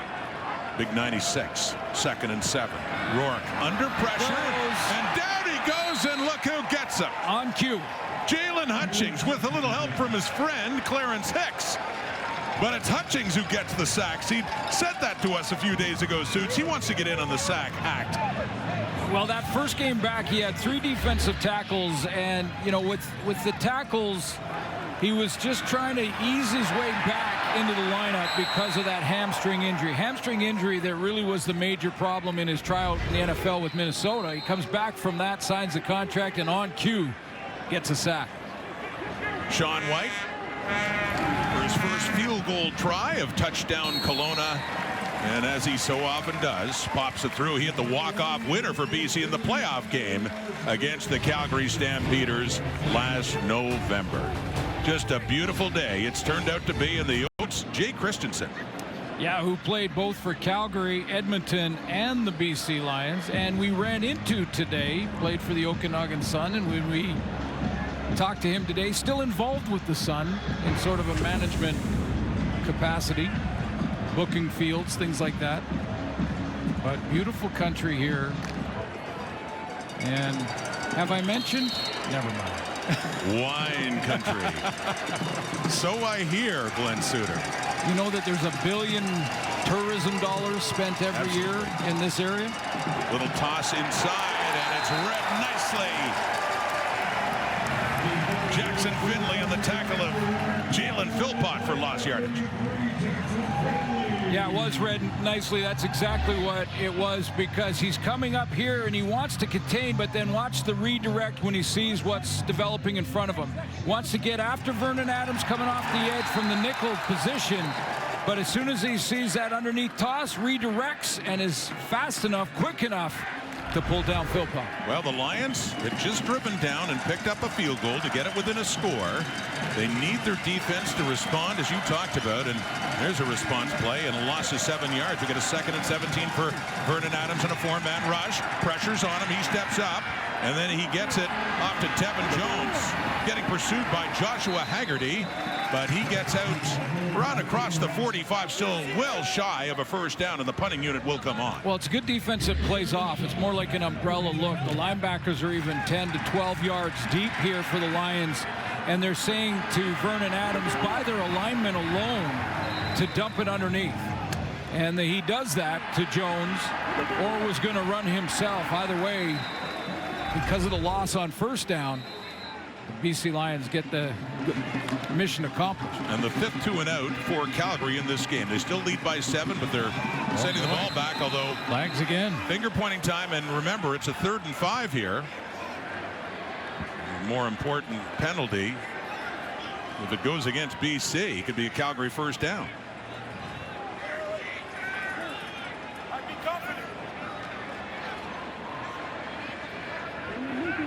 Buck Pierce, Dave Dickinson both want to see which way this one goes. Been some very costly penalties against the Lions in this game. Yeah, not a whole, not tons of them, just the bad timing. Yeah.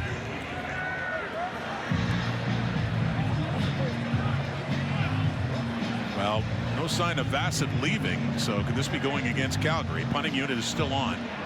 Offside. Offside. Defense. Oh, here we go. Penalty makes it a first down. There you go. No, now the punting unit heads off. It is against the Lions. Another tough one to extend to Stampeders' drive. Yeah, Buck Pierce wants to talk to the official about this. You know, by the timing of it, you know, I think the officials in real time were waiting for the replay center to take a quick look at that and make sure they get that call right. But that's the second one costly that keeps Calgary's offense on the field. A furious Corey McDermott there, the special teams coordinator of the BC Lions. And so as a result of that penalty, Calgary's offense stays on the field, and Dedrick Mills is going nowhere. Brick wall. Pushing him back. 2nd and long. Ben Haladic out of UBC steps in that hole and puts Vernon Adams in 2nd and long.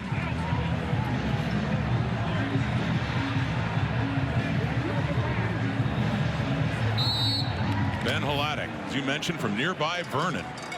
Knows this part of the province very, very well. All his football in BC. Played for the T-Birds. College veteran with the Lions D. Pressure coming on Adams. Gets rid of it! And no, a chance too for Philpott, who had fallen down just as the ball was arriving. A shot, but no, and a 3rd down and 10 coming up for Calgary.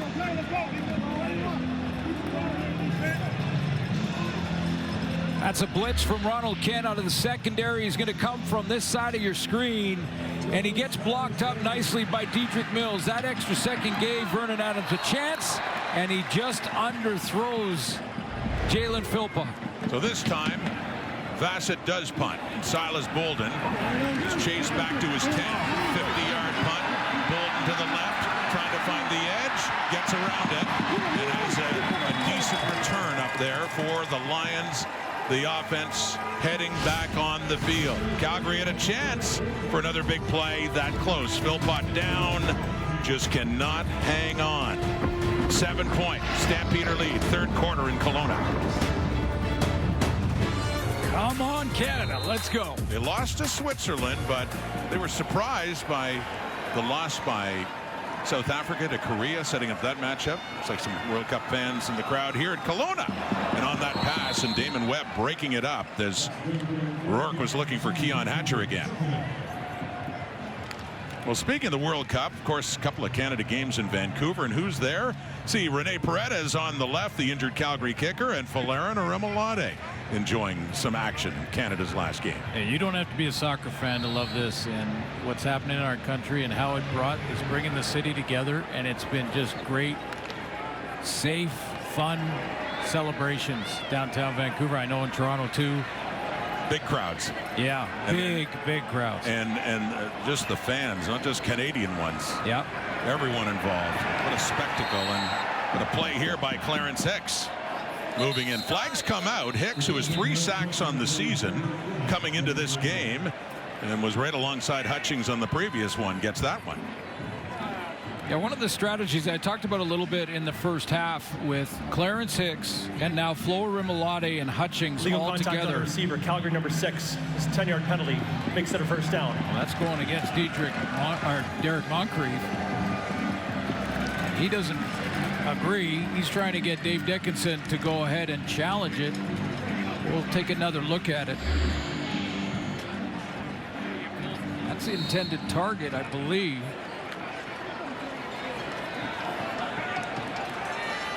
On Keon Hatcher, legal contact on the receiver, so the penalty moves it up to the 29, negates the sack by Hicks. Here's Nathan Rourke in the 1st and 10. More pressure, but he does have time, and he checks it down to Xander Horvath, and a great tackle by Anthony Johnson in the open field, still shy of the 30-yard line. Last year in his rookie year, Xander Horvath with that big game against Calgary. I mean, talking over 150 yards in that one.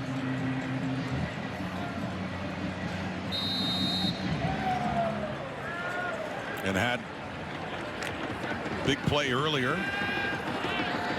The touchdown in the first half. But not much there. Nothing at all. A 2nd and 10. From the BC 29, down by 7. Another 4-man rush. Hicks trying to get to him again. He can't. Wiley can't. And Rourke gets rid of it and completes it to Hatcher. That's up across the 40 and another BC first down.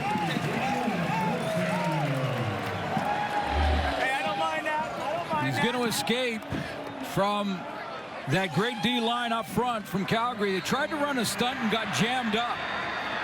That left a slow response to the containment. Flag comes out on that completed pass from Rourke, getting it to Hergy Mayala. As mentioned, his first game as a BC Lion, inserted with all the injuries to the receiving corps. Calgary number 25. The gain is greater. Penalties decline. It's first down. Jayden Grant called on the penalty, but they don't need that penalty. They get the gain by Mayala.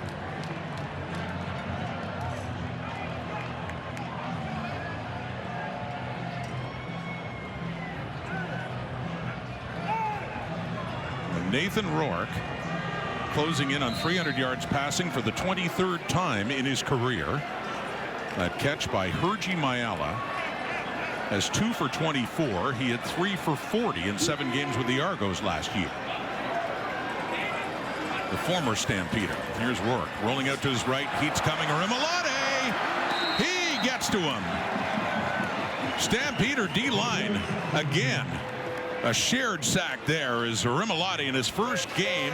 First taste of the action since last September.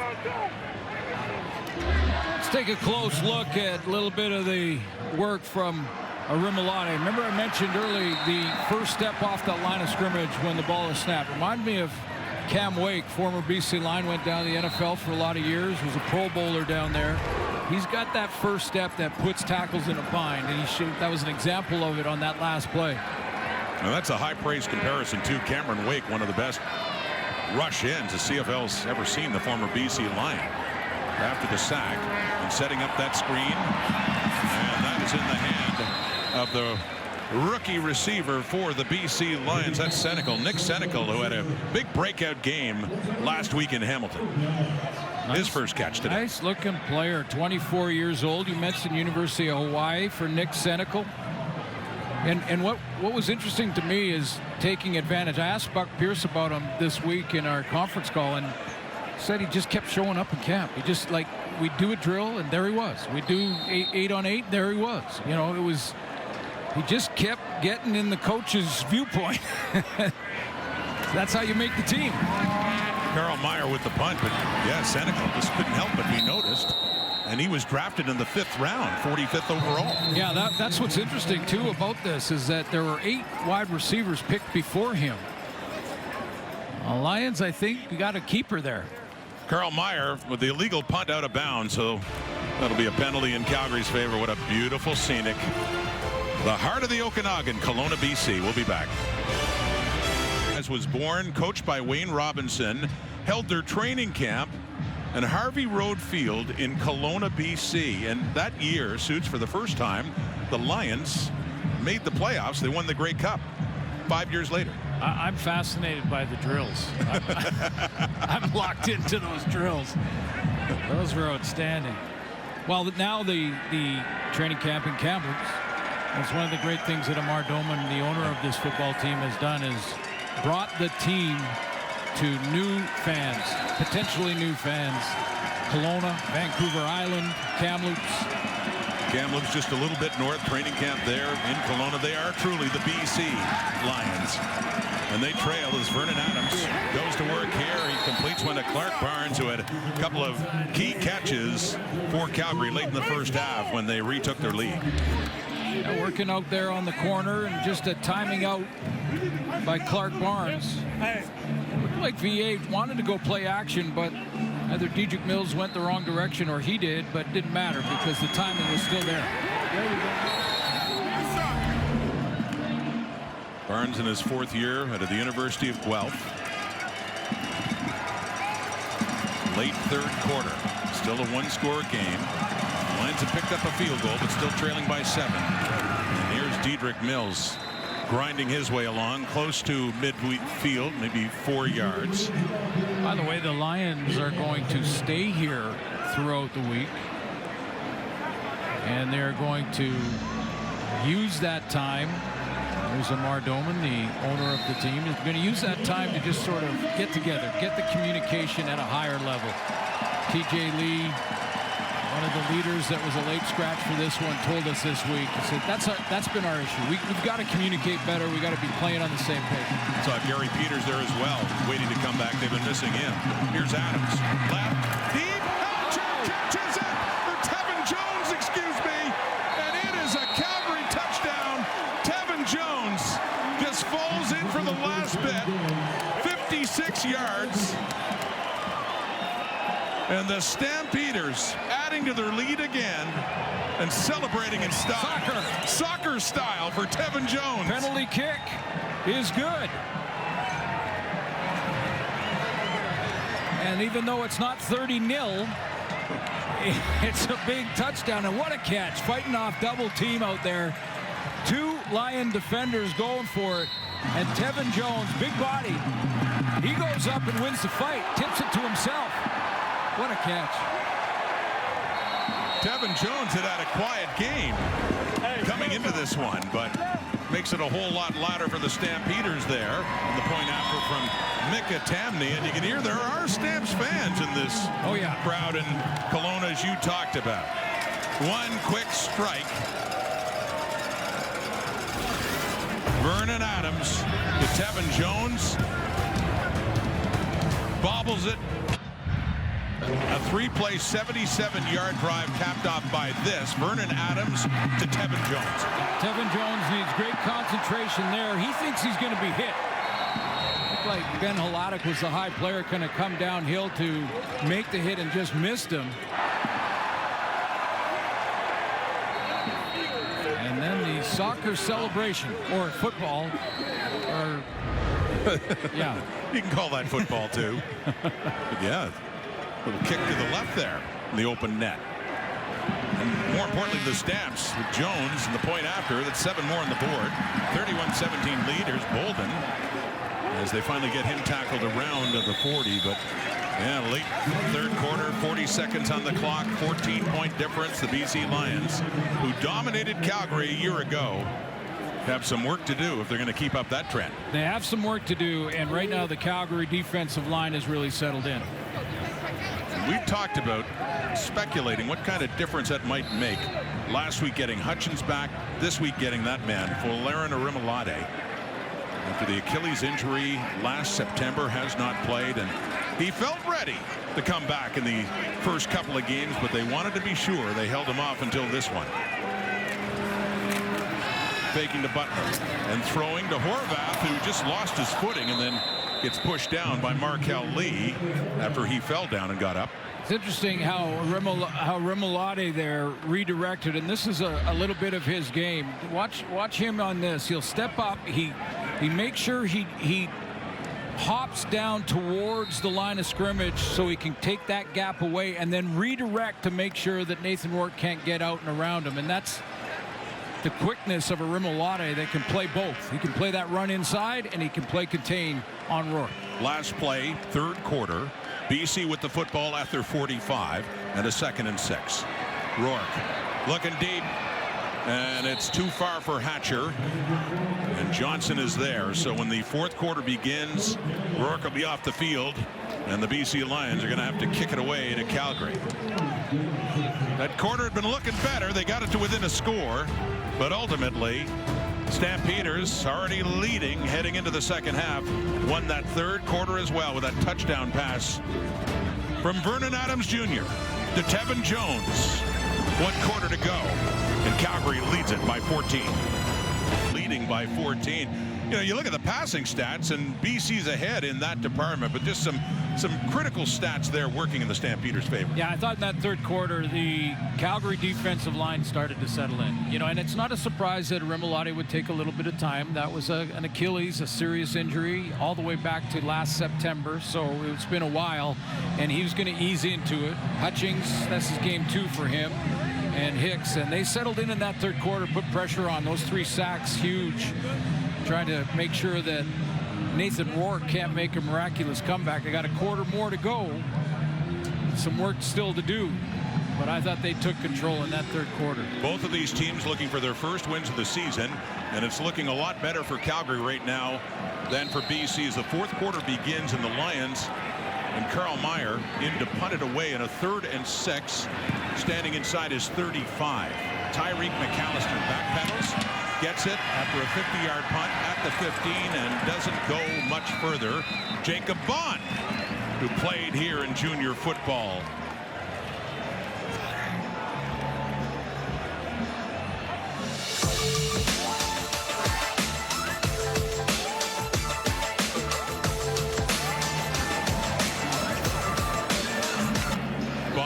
Former member of the Okanagan Sun, as mentioned, he and Calgary's Kalon Thomas won a junior championship 4 years ago in this field. Yeah, special shout out to their head coach Travis Miller.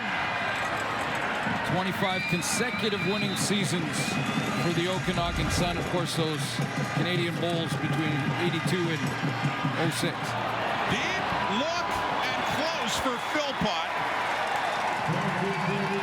Good close coverage right there by Deontay Williams, but Vernon Adams are up by 14 and taking a kill shot right there. Yeah, trying to get that kill shot with the out and up or the wheel, depending on what happens on the outside with Barnes. No, it's just a little bit of a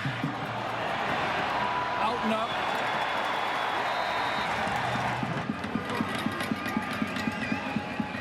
Philpott brothers been making those catches all season long.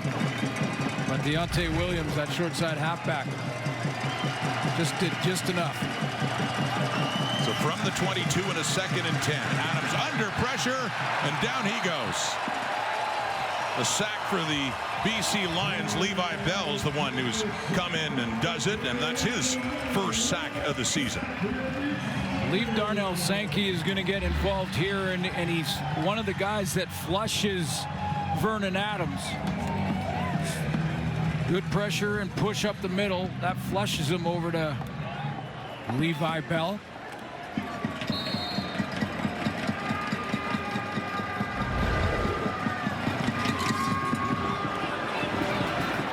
Bassett with the punt down to the BC 40. Silas Bolden picks up about 5 yards on that return after a 55-yard punt. Fourth quarter. Lions have the ball back.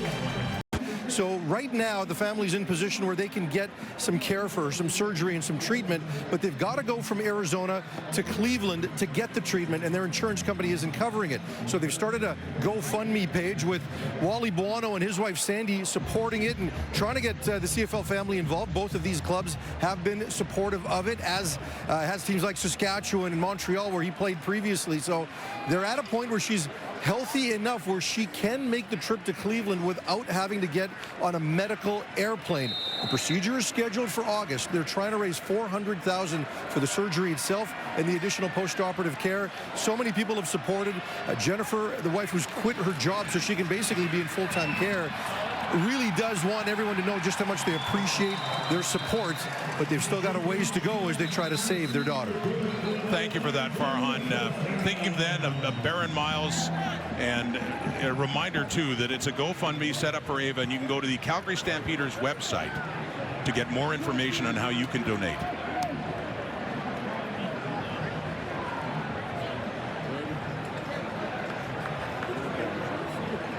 An injured player down on the field for the Calgary Stampede. That inside the room, where how cool is that? That he ends up playing as a pro football player.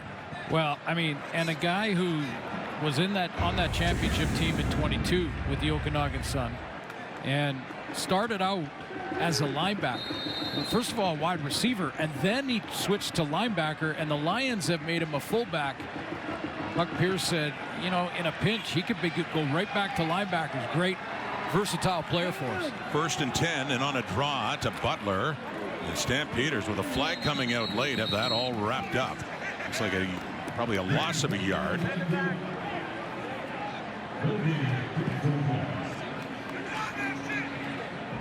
The penalty going against BC. Holding BC number 65.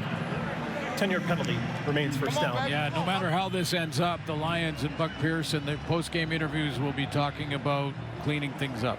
And it's not just penalties, just little decisions. I go back to the opening kickoff. Yeah. Where it was like a pooch kick by Calgary. The Lions really didn't move to it. And they nearly, almost recovered it. Almost got the ball. See the number of penalties, but as you talked about before, it's also the timing of those penalties that have really cost BC. This one sets up a 1st and 20. Rourke. And no, Damon Webb. And stepping in front of Keon Hatcher. And it's a 3rd and 20 coming up here for the Lions. Yeah, it looks like Damon Webb is just going to find that primary receiver. He slides from the inside. It looked like he was playing almost a zone, and then just said, I know where he's going. He's going to his #1 guy in Keon Hatcher. Did well to not put his hands in Hatcher's face and draw a penalty flag. Excuse me, a 2nd and 20 coming up on that incompletion after taking the penalty. Damon Webb was a Western All-Star at safety, so that's why they wanted to move him back last year. On the 2nd and long, and Rourke will not get a chance to get rid of it. Once again, pressure from that Calgary defensive front, and it's Miles Brown this time. We've seen Hutchings, we've seen Arimolade, seen Wiley, and it's Brown picking up the sack there, and now 3rd down and even longer. Yeah, they have a little stunt going here with Brown going that way and a little twist up front. Just 4-man pressure. Brown comes all the way around the corner. Give a little assist to the secondary there. Looked like Rourke had initial time. Here's Tyreek McAllister for a 50-yard punt. Got some room. He can break it away. He's doing it again. Tyreek McAllister. A touchdown return in back-to-back weeks. No flags. Calgary touchdown.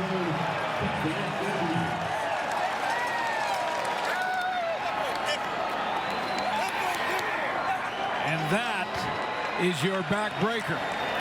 90 yards, went 120 and a missed field goal last week. And Dave Dickinson had talked about the need to have a game-breaking returner. It's been a while since Calgary's had one. He certainly is one. Well, and we asked Dave if he was thinking about putting him more in the offensive game plan as well, which he really would like to. But boy, he doesn't want to take away from this skill.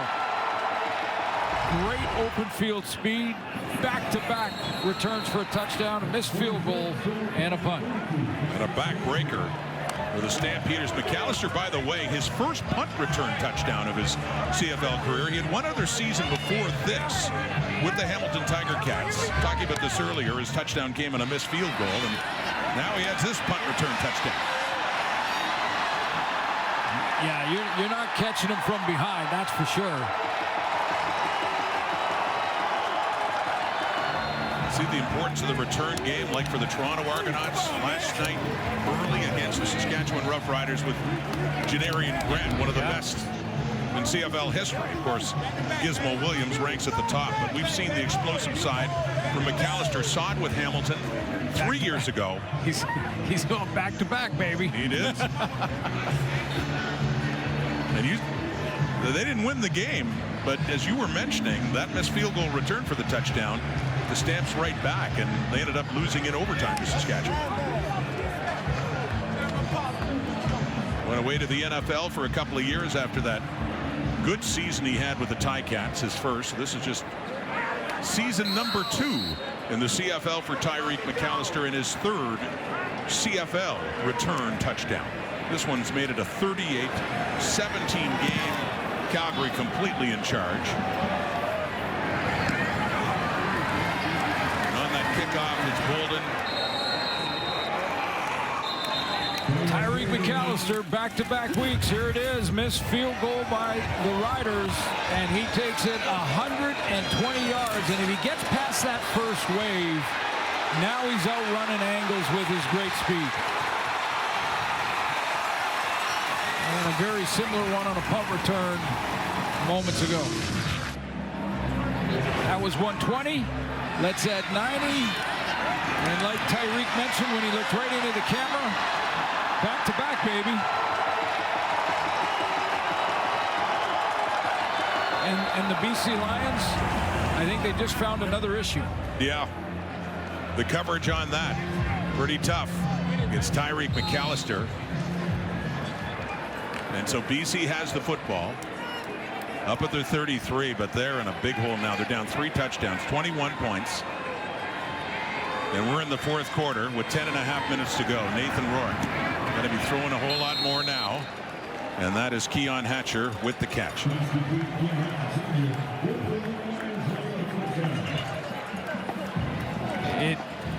To speak about Milt Stiegel's opinion, another 300-yard game for Nathan Rourke, which he and Milt does not care about. You don't get the W. Ahead of Doug Flutie, you see Anthony Calvillo on that list as well, the all-time leading passer, and Flutie, who was an MOP just about every year he was in the Canadian Football League. On that list, and Nathan Rourke, another 300-plus passing game, but far more importantly to him is how his Lions are down right now and facing an 0-3 start this season. And staring at the next opponent being the Edmonton Elks at 3-0 coming in to Kelowna. Looming is 0-3 versus 3-0 in part 2, a touchdown Kelowna for the BC Lions. And the Stampeders on a shorter week will have Stampede Bowl next week. They will host the Toronto Argonauts at McMahon Stadium. They're trying to hold on to this big lead now and get their first victory of the season. Another 4-man rush. Rourke airing it out down the left, and good coverage there for the Calgary Stampeders. That is Ashton Miller-Melanson, the rookie out of Queens, knocking that one away, and a 3rd and 9 coming up. Yeah, Miller-Melanson is in perfect position and can't play it any better. And the most important part about this throw, or this play by him down the field, is that he doesn't panic at the end. Ball in the air, ball about ready to arrive. Most rookies, and we saw a BC rookie do it in the first quarter, panic there and grab the receiver. So the Lions have to punt again. Another good punt by Meyer. And here comes McAllister, and he's not going anywhere this time. No big return that time around. Good coverage, BC, but handshakes there for Miller-Melanson, breaking that one up for the rookie. Denying McInnes As Calgary's in complete control here in Kelowna. With the ball up, 21 points. Quarter, Lions are down. Stampeders start their possession deep in their zone from their 12, but they're up 38-17. Vernon Adams Jr. And off to Eric Brooks to the right. So he turns it up and he gets it to about the 17-yard line. Second down ahead. Yeah, extended running play there for Vernon Adams. It's starting to rain a little bit here. Often does in the summer in the early evening. Vernon Adams wanting to now grind the clock, move it out of their own end as the #1 goal here on this drive. But this is the team in Calgary that I think people coming on into the season thought it's going to be a very good football team that will challenge in the West. But they had a few key injuries that they had to recover from. Adams again under more heat, and down he goes, and a flag comes out. He is sacked. It's one of the new Lions defenseman lineman, Casey Sales, the one to get to him, the ex-Ticat.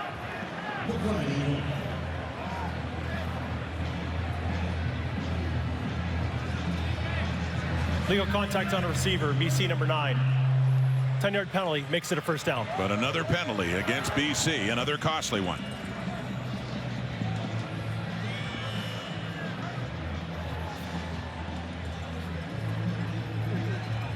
Yeah, Vernon Adams never got it out of that pocket. It was on Jalen Philpott.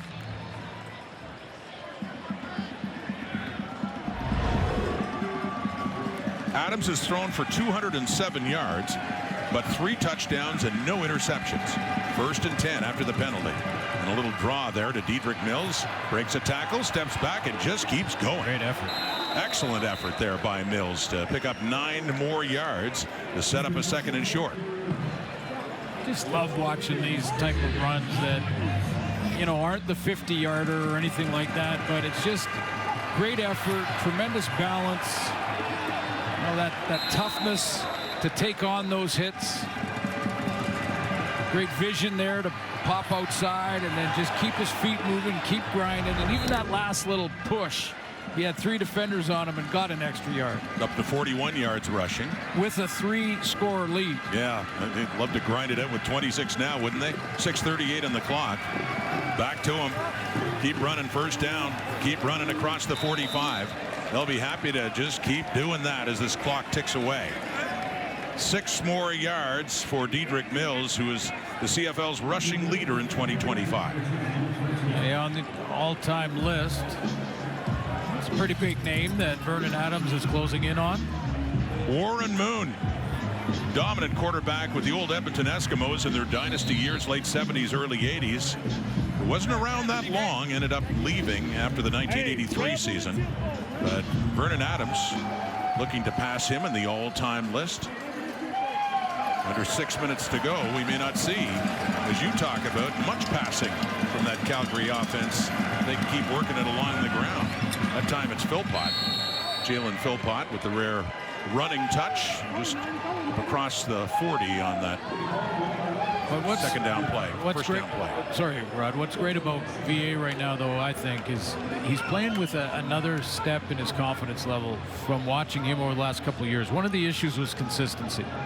And whether or not, you know, he would have those big games where we'd go, wow, this guy's ready to go. And then there'd be 1 or 2 plays and you'd give it the side eye or shake your head a little bit. He has eliminated those plays. I mean, this is another 26, 25 attempts tonight without an interception. You're now at over 140. To Brooks. There's a lot of work after the catch. Trying to get closer, but not enough for a first down. They'll have to punt it away, 7 yards, after they actually lost one in the previous play. But under 5 minutes to go, and Adams and Calgary still in great shape, up 3 touchdowns. You know, and that's part of it. It's staying aggressive as the quarterback, but also eliminating those decisions, those 1 or 2 bad decisions. I think Vernon Adams, you know, when we talked to Derek Moncrief on defense, we talked to him this week and asked him about the confidence level in their quarterback in Vernon Adams, because it matters on defense too. Everybody's looking at that guy for that leadership. Mark Bassett to punt from his 35. It comes down short, but it takes a good hop for Calgary as Bolden backtracks after taking it, and he does get tackled just inside his 25-yard line.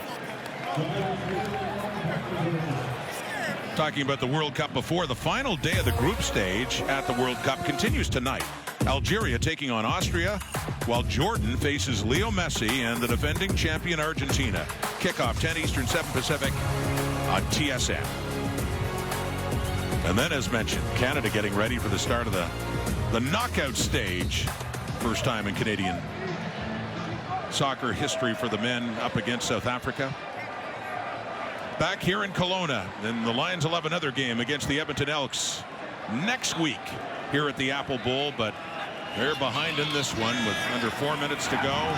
Throwing, caught, and a nice catch too for a first down. And that's Jermaine Jackson, who had a nice touchdown just scrambling into the end zone in the first half. Well, it's not really an upside, but I'll call it an upside. When you have early injuries in the first couple of weeks, young players get an opportunity. And Jackson is one of them. 3.5 minutes. Rourke.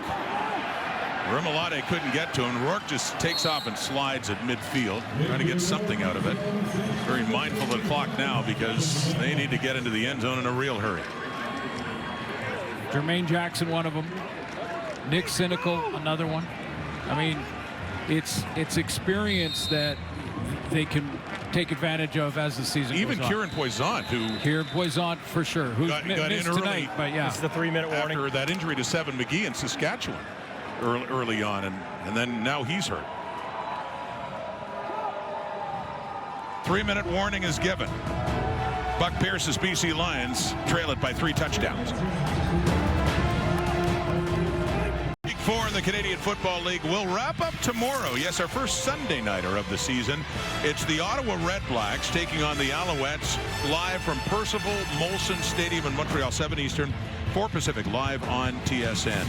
Red Blacks making news, trading Drew Brown to Winnipeg, signing McLeod Bethel-Thompson, who had been with the Alouettes last year, but Ryan Dinwiddie staying committed to Jake Mayer at quarterback as they look for their first win of the season. And the Owls coming off their first loss, dropping an overtime game to the Edmonton Elks last week.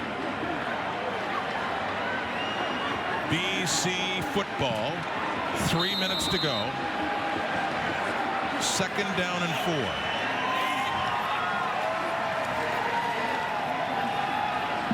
Stepping over the pressure, throwing it deep, got it. Jackson with Delaney Robinson on him. For the Lions, they have to work quickly, and they're close to the Calgary goal line.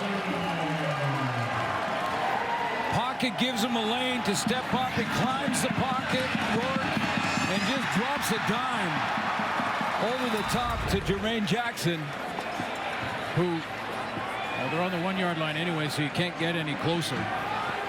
But it looked like a horse collar tackle. Looked like a horse collar at the end of it as well.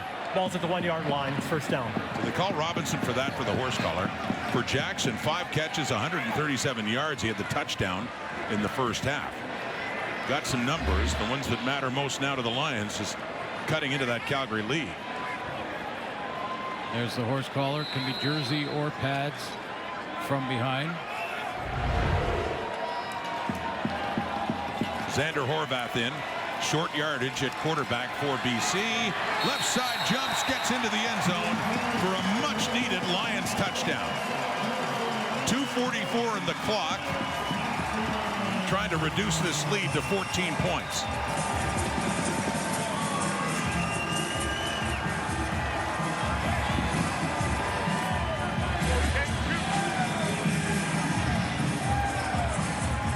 Bit of patience from Horvath. Shuffles to his left and then up over the top. Most teams have a short yardage QB they go to. BC went to this last year with Horvath, and it's worked out well in the situation. It is, and it's secure, and it's a running back, but I know where you're going. If it's not a quarterback, the threat of possibly faking it, dropping back and throwing a pass disappears for the defense. So they're going for 2, a 15-point difference. Trying to make it a 13-point difference. Handing off to Horvath. Well, he got the touchdown as a quarterback. He gets the 2 as a running back. And they have reduced it to a 13-point game. 38-25. 2:43 to go.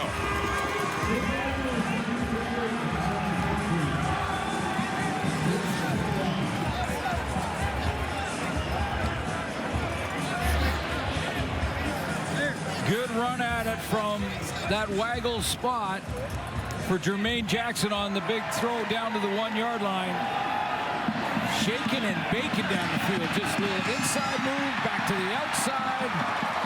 Scott Robinson going back and forth and into a speed turn. That sets up the touchdown by Horvath. A play later, and then a 2-point convert on the RPO, and it's the give to Horvath underneath. That took a minute 18 seconds. And I know what you're going to say here, too. 2:48 on the clock. I'm just thinking it's not only 2 scores, it's 2 touchdowns. Do you even consider something short or onside now? Just 2 possessions, but it's the timing. Can you kick it deep, get the 2 and out, and the stop? Yeah, count on your defense right now. But you need the ball back twice. Right. So it's going to be onside, it looks like, for BC. Yeah, just because not only 2 scores, but yes, both of those scores have to be touchdowns. If it was just on the other side of the 3-minute warning, yeah, probably different strategy. So Sean White in, and they'll try this onside kick. Timeout. Timeout, Calgary.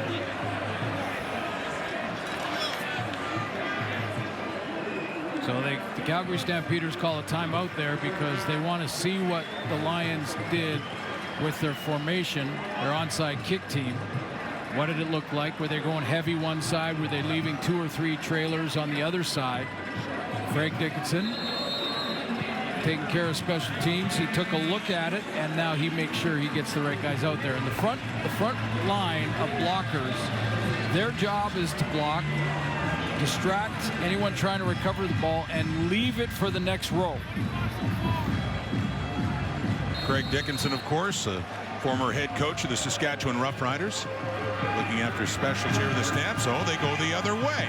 Sean White, and it is caught by Jalen Philpott. So Hans' team was out there for Calgary, of course, and he had everyone thinking he'd be going to his left, but he turned around. But well done by the Stampeders to get the ball, and a flag is out. Yeah, left sure hands back there. They left Philpott back there with an offensive lineman. I think it was Christy Nakanu. And see, he's just going to try. Outside. BC number 34. Make sure that Jalen Philpott has nobody in front of him, or at least time to make that catch. But it was a little bit deep, and that's where Philpott just easily controlled the football. Calgary football. Now they can run the clock down. Yeah, it was an offside against BC, but no need for that for Calgary. They take over after Philpott on the kickoff takes it. So they have it down at the 38 of BC. Back to Mills. See if they can just grind out the rest of the way. He's stuffed up there. 2nd down and long. Vernon Adams. You talked about it, Glenn. I mean, he's had days where he's lost, where his passing yards are double what he has now, but managing the football well, making some great plays. 214 in yardage, 3 touchdowns, but no picks. Yeah, I think he's really found that comfort level, the balance between pushing the ball, sometimes into tight windows, sometimes the deep ball, just like this one. Even though he sees coverage, he has a chance to give his receiver an opportunity to make the big catch. And again, hasn't thrown that interception. And now going back to last year, 140. Throwing it again, it's complete again. Just again, confident. Eric Brooks. Yeah, Adams has looked sharp. Well, I mean, I know he's a veteran, and you expect your veteran quarterback to be confident, but it just was that little bit of inconsistency that has haunted him throughout his career. And I think that whether it be working with Dave Dickinson for a couple of years, working with this receiving core, the comfort level with his O-line, all that combined, it just feels like he's taken another step in decision-making. Well, it's an old narrative now. We talked about it in the playoff game last year as he hands off to Mills here. Adams fighting for a little more yardage, but wrapped up and taken down by Darnell Sankey, but with a flag out. But for Adams, I mean, it was a bigger story last year coming back to BC. He was the Lion. He threw for over 4,000 yards with BC in 2023, his best season statistically. But when Nathan Rourke was ready to come back, Vernon Adams became expendable and thus ended up with the Calgary Stampeders. Well, and think about that semifinal last year between these two teams. Yeah. Vernon had more yards passing than Nathan Rourke did. And led them back. Yeah. To a tie. I mean, it ended up being a BC walk-off. It was that close.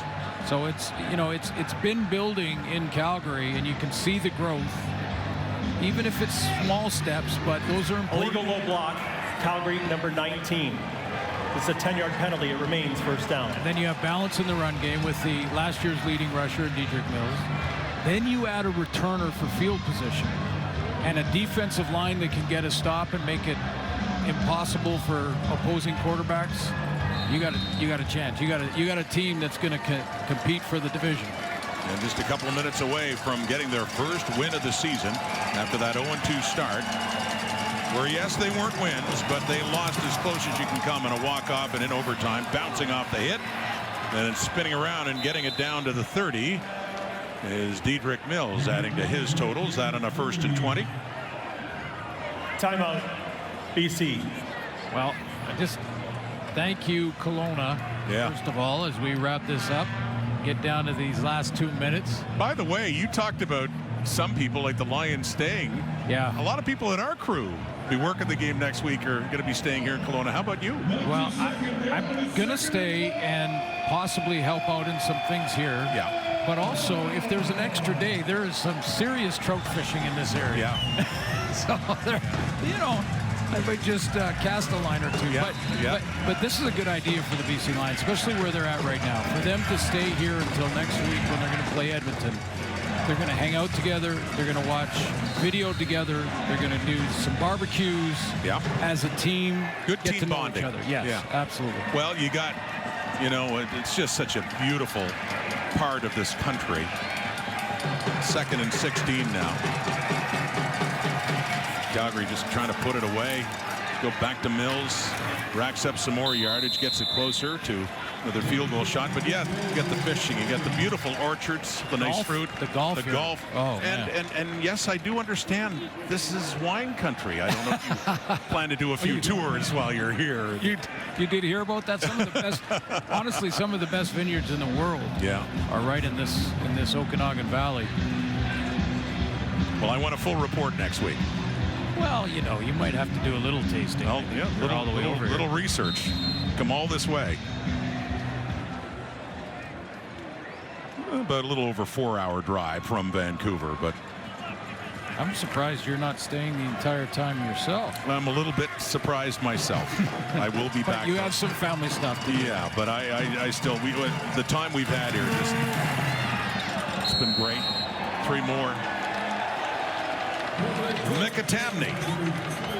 He had a 57-yarder in the first half that helped him out, and that makes it a 41-28 game. 25, I should say.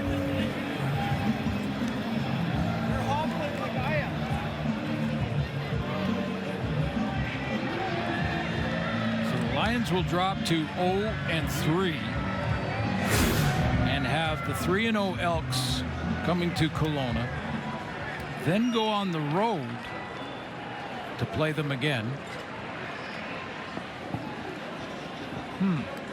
Yeah. Some issues have to be cleaned up quickly by this BC Lion team. Well, I mean, they the one in Saskatchewan against the defending Grey Cup champions, and they came back and took the lead, and similar to the West Final, the Riders came back and didn't beat them in a close one. More dispiriting, I should think, the way things went in Hamilton when Bo Levi Mitchell on second play from scrimmage threw a long touchdown pass and had another deep. He had several deeper balls against that Lions team, and they knew they had some things to clean up there. And this one too, being back home, yes, a road home game, but still here in Kelowna. Well, yeah, and we talked about, we saw in street clothes on the sideline Gary Peters and PJ Lee down there, and those are 2 of their veterans. You know, but it's not just one position group. And if you think about the last, well, now it's, what is it, 12 quarters that they've played. And their Okanagan Sun getting it done down there. Elon Thomas has played for Okanagan. But, you know, when you think of these quarters, I think only twice have the Lions been in the lead in these 3 games they've played. So they're constantly chasing points. As they were in this one. Briefly had the lead in the first half before a couple of late touchdowns by Calgary. Little shovel pass inside to Keon Hatcher, but that's not going far. Sean Peterson in there to wrap him up. But, you know, David Sanchez mentioned it at halftime. You know, is this team, especially on defense, the BC Lions, are they good enough on defense personnel-wise? And that's the first question that has to be answered. O'Rourke loses the football after he had a hand in his face, and a late flag does come out. Looked like the Calgary defenders got his hand right around Rourke's mask and ended up coughing up the ball. 1:21 to go in this one. Yeah, I'm not sure. I'm sure there's a few fans a little nervous about number 12 still out there with this game basically over. Wiley's hand. Major foul, roughing the passer, face mask. Calgary number 93, 15-yard penalty, and automatic first down. And Charles Wiley, 93, getting his hand up in there, but all academic now. 1:21 on the clock. Comfortable Calgary lead. Getting set to go to 1-2, and the Lions about to fall to 0-3.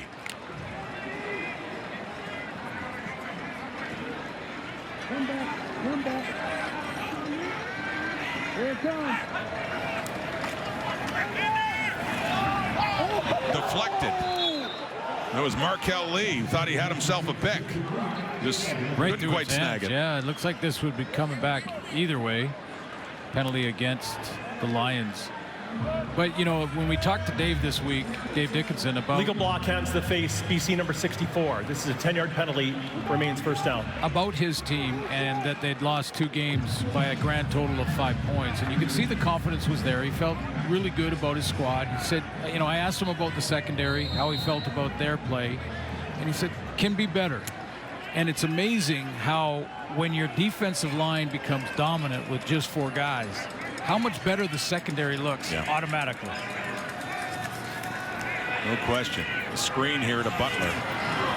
Has some space. James Butler across midfield. 107 and counting now. And I will say, in fairness to the Lions, this was the best game for their D-line, but not enough. Their secondary is still a concern. Rourke to pass again. For what it's worth, he's gone over 400. Intercepted. Picked off. Zy Alexander. Do they rule he was out of bounds? Nah, they do. He nearly had his second pick of the day. He'd won in the first half when the Lions were pressing deep in the Stampeder zone, but doesn't get number 2 this time around. Yeah, that's a tough position to be in, too, as a rookie. 24 years old, out of LSU, in Zy Alexander. They like him. Dave said he likes his cover skills, his long reach. Got a pick tonight. Now, they've had injuries in their secondary as well, including, well, Jaden Grant on crutches now in this game. Adrian Green injured in the last one, and Delaney Robinson, number 35, taking over at field corner for him. Rourke is mentioned for what it's worth. 406 yards passing right now. Into the final minute, though, of what appears to be a loss. McInnes. Not a lot of touches in this one. Got hurt in Hamilton. We weren't sure if he'd be able to play in this game.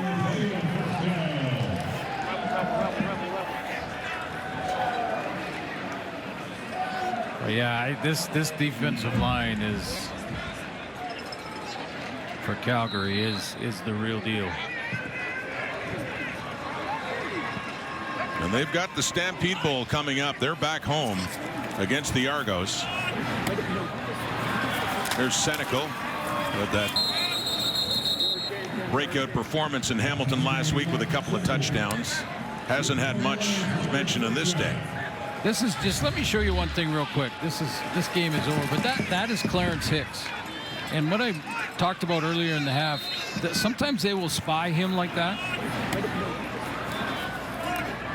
He's so athletic. Well, when you have a Rimolade coming hard off the edge, and then Hutchings or Brown or Wiley with the push at defensive tackle in that interior spot, and then you spy with Clarence Hicks and that great acceleration and speed, it just gives this defense a chance with just those 4 guys to give a bunch of different looks. And Bob Slowick did it a bunch last year. It was really successful. Former coordinator with the Browns, the Broncos, the Packers, and now the Stampeders. Yeah, won a Super Bowl with the Dallas Cowboys. Working back with Dave Wanstead and Jimmy Johnson's staff. End zone look. Touchdown. Late as it is for Hergy Mayala. Hasn't had a touchdown in a while. Didn't have one last year with the Argos. First drafted by the Calgary Stampeders in 2019 in the first round out of Connecticut. The Montreal native has a touchdown with the BC Lions. Yeah, I've spent a couple of years with Montreal and a couple of years with Calgary, and is a big pickup with all the injuries that we've talked about at length in this game in the receiving corps for the Lions. Veteran receiver, can play a lot of different spots. The guys out again, Javon Catoy, Stanley Berryhill, as you mentioned, Brisson. Seven McGee, who they plan to use in the offense this year. Yes, and that's big return yards too there.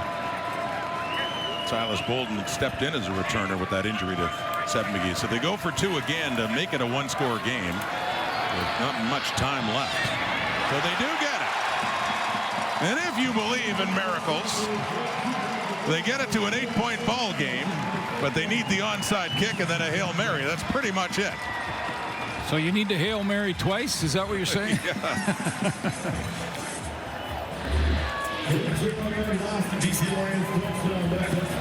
Yeah, it's so hard to judge when you've got a 2-score lead and you don't want to let anyone in behind you, so you're playing a little softer defensively.